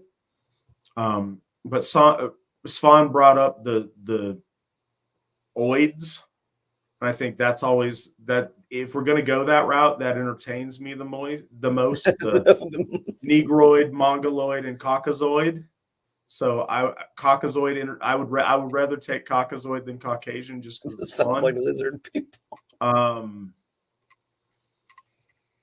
Mexican cartel as lizard. as something to make a real big point about, I like Aryan because it has a meaning that has a value attached to it. We are the shining noble people. That means something. That has a value to it. It's a self-identifier based on things that we value about ourselves or that we hold as essential to our existence as a race of people. But I'm also not sensitive about stuff, and I wish that other people weren't. Usually it's not those groups of people that are. It's the woke, liberal white college crowd and the Karens that are, unfortunately. I don't care. I don't care if people are going to be disparaging with whatever racial epithets they want to say towards us. As long as it's an even playing field, I can laugh and joke and it all be good with everybody. What's not okay is if we can be disparaged and other people can't. That's not fair, especially not in places that we've built and made possible. But just the commonality of, I guess Asians have not resorted to referring to themselves as yellow people, but Indians and Native Americans took a lot of pride in, identifying themselves as red during that movement in 60s and 70s. That was a thing to talk about. Blacks have taken no, we're not African American, we're Black. That's fine, and I'm fine with being white. It makes sense. People understand what it means. Again, some of our international audience, it may be different in the country to where you live, but in the United States, it's common sense. We understand. Everybody knows what it means, and I think that is a very apples to apples comparison to Blacks, who I would say is the other big ethnic group that is polarized in referring to themselves as a cohesive community of many sub-ethnicities, but of one big race. We see that sometimes with Hispanics and using, brown. So, I mean, I'm comfortable. I'm not sensitive about any of those things. I'm not even sensitive when it's rude. Like I say, as long as we can all do the same thing, then it's fine. As long as we have the same rules on it. But Caucasian is just the lamest, the least flavorful, the most awkward way of stating our race. And it sounds like you're being overly clinical and not authentic when you say it. It's not something anybody's ever, just in passing, like, man, we're Caucasians. Nobody does that. That's not a colloquial thing. That's something you say when you're trying to sound PC or educated or something. It's not, it lacks authenticity.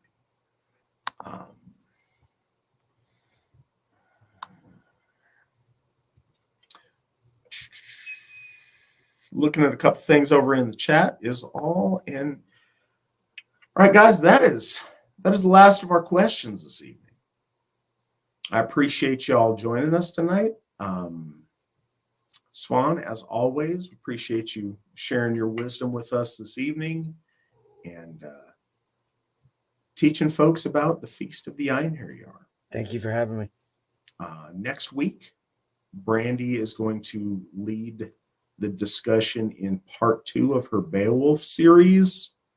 I will lead it more than I did last week, but again, it's kind of Brandy's show. This is something that she really specializes in and does a really great job with. So I look forward to that.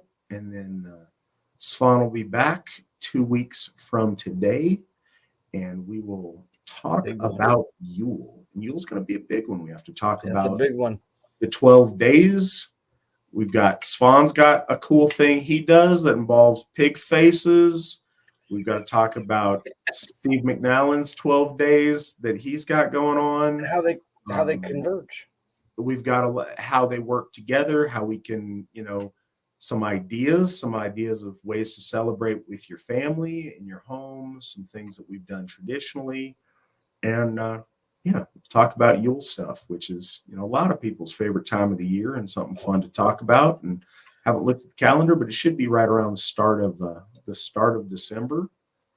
So look forward to talking to you guys. Can't wait for that pig face. Pig face. I need to figure it out this year. I'm talking about it. I need to be calling butchers right now. So right. I think you still have time if you call them in 2 weeks after you're inspired by the show that we do. But it's been great talking to you guys tonight. I hope you guys have a good week until I talk to you next. If I don't talk to you before then. Until then, hail the gods, hail the folk, hail the AFA. And remember, victory never sleeps. Good night, guys.